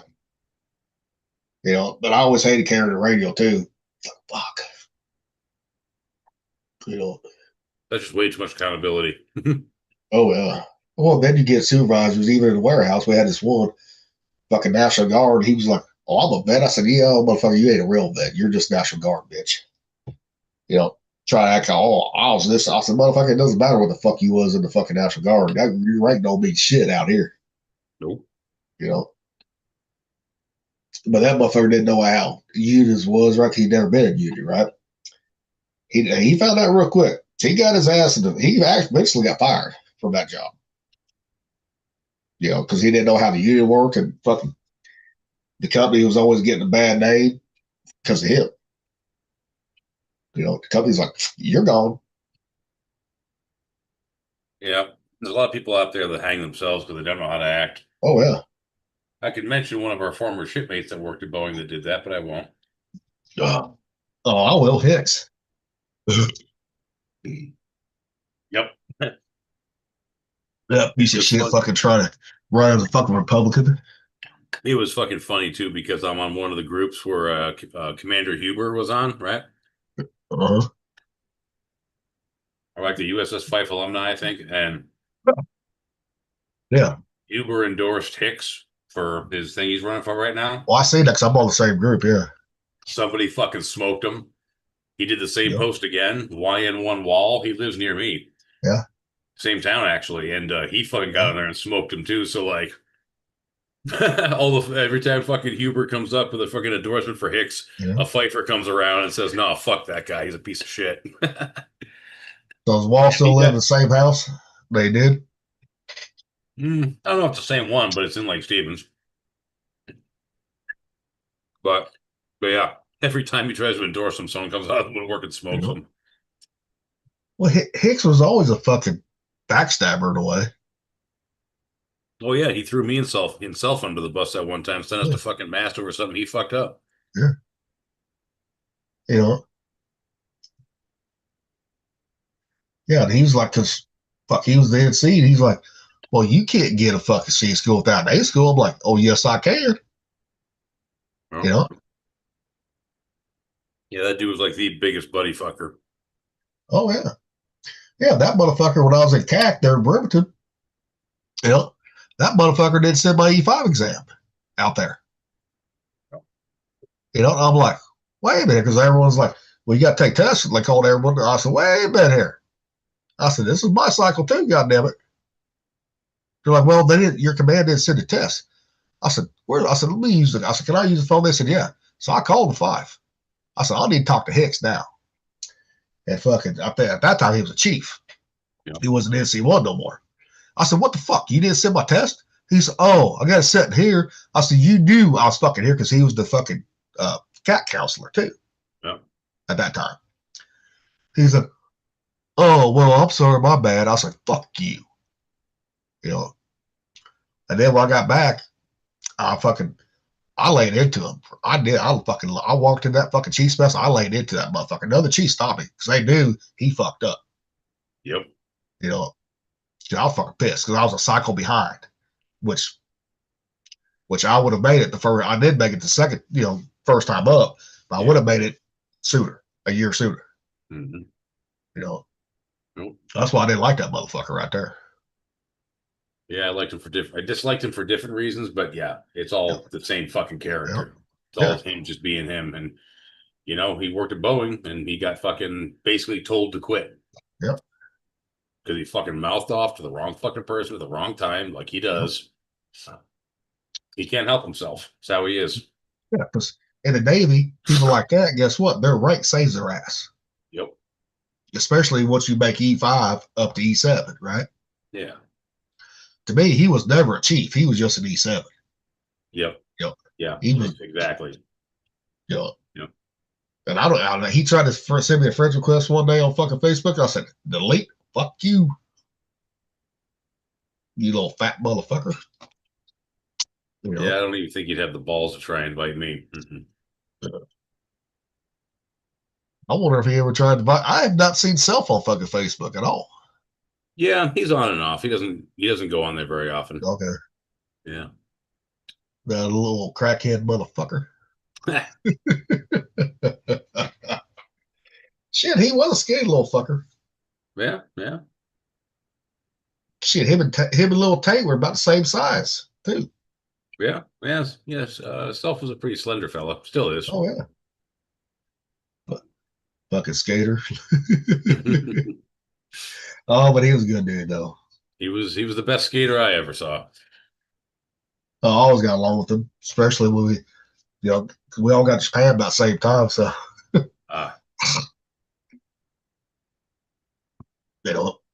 we used to give him shit like being, all right, you push button motherfucker. He said, but I had longer skill than you guys did. Which he did, which is true.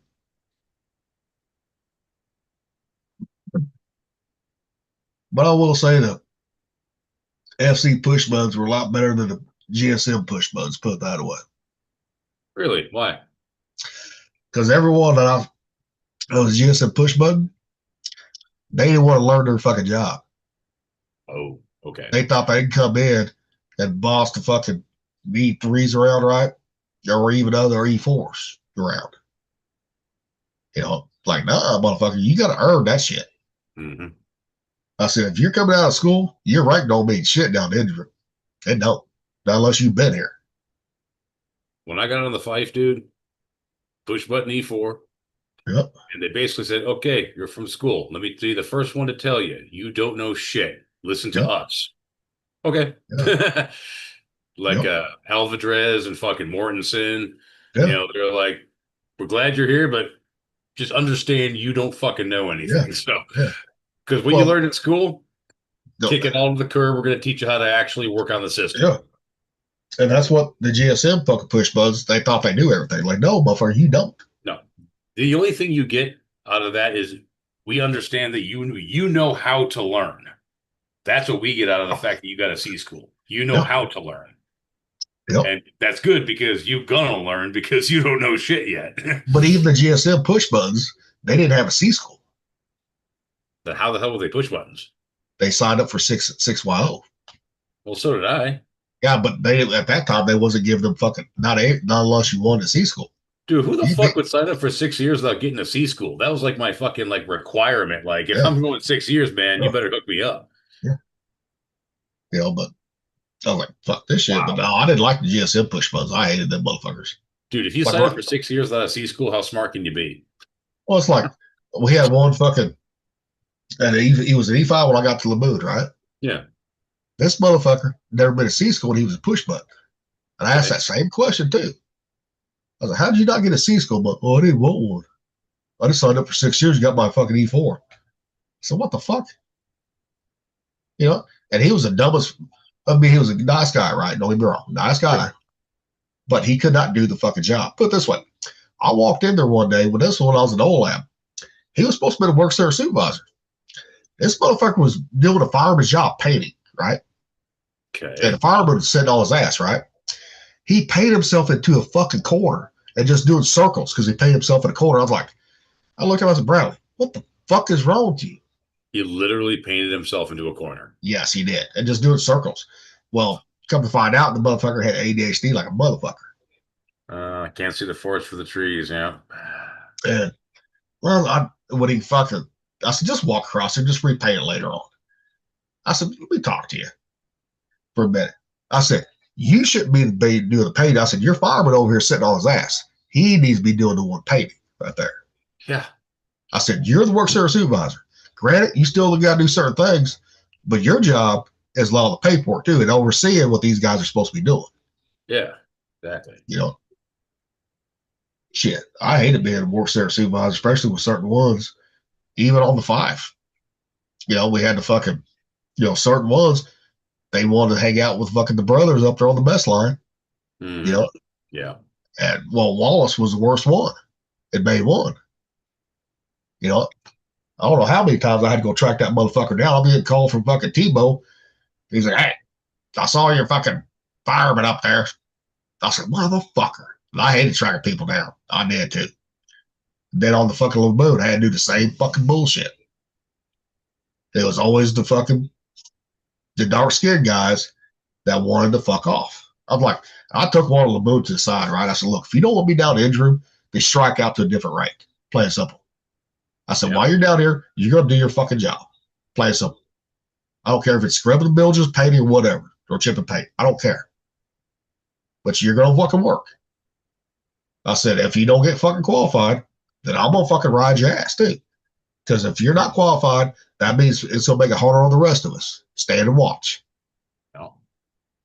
You know, and because I got qualified real quick when I came on the 5. You know, because I didn't want to be stuck fucking down the bilge cleaning all the fucking time or chipping fucking paint all the fucking time. Fuck no. I wanted to actually work on the equipment. Well, yeah, that bottom of the barrel work is fucking smelly and nasty too. Why the fuck would anybody want to stay there longer than they had to? I mean, great, you're still gonna have to do it, but if you show them, but first, like they gonna make you fucking do it. See how you're gonna react to it. See if you will work. Sure. Now, if you'll do that without bitching, guess what? Then they'll start teaching you some things too. Well, yeah, you got to fucking go through your motions. You got to fucking do the dirty work. Yeah. You know, nobody gets exempt from that. You gotta pay your fucking dues. Like Tom, he was a push button when he got to the 5.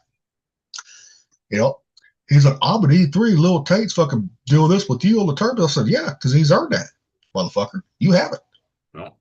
I said, you got it. I said, it's called paying your dues, motherfucker. I don't care if you're in 3rd class or not. Nope. You know, I said, I was a fucking fireman doing the same shit. We had fucking E4s fucking down the bilge cleaning because they didn't want to learn.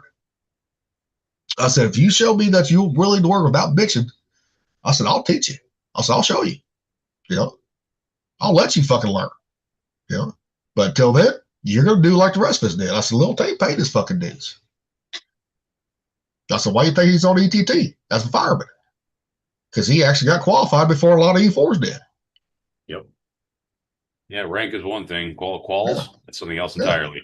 Oh, yeah. Rank is just how much you get paid. Yeah. Well, for me, I know Lil Tate's probably the same way. You take pride in what you do. If you love doing it, you're going to take pride in it too. Sure. Yeah. You know, because you don't want people bad mouthing you saying you're a piece of shit worker. No. You know, believe me, I've been there before. It's not fun. I've seen people fucking, you know, when I got to the 5, man, boy, they got bad mouth all the fucking time. But then I was like, at first I didn't understand why, right? Because they was always like nice and all that, right? But then I started paying more attention, right, to how they was working, right? Mm-hmm. Like, that's why motherfuckers don't want to get dirty. I said, okay, that's okay. But those are guys that would lie about said the recruiter lied to them. Okay, then do your 4 years or 3 years, whatever you signed up for, get the fuck out. Yeah, exactly. You're here now. Yeah, make the most of it. You got a job to do. Do it. Yeah, make the most of it. You'll be good to go. Yep. Yeah. That's why I couldn't stand motherfuckers didn't make the most of their time and day. Yep.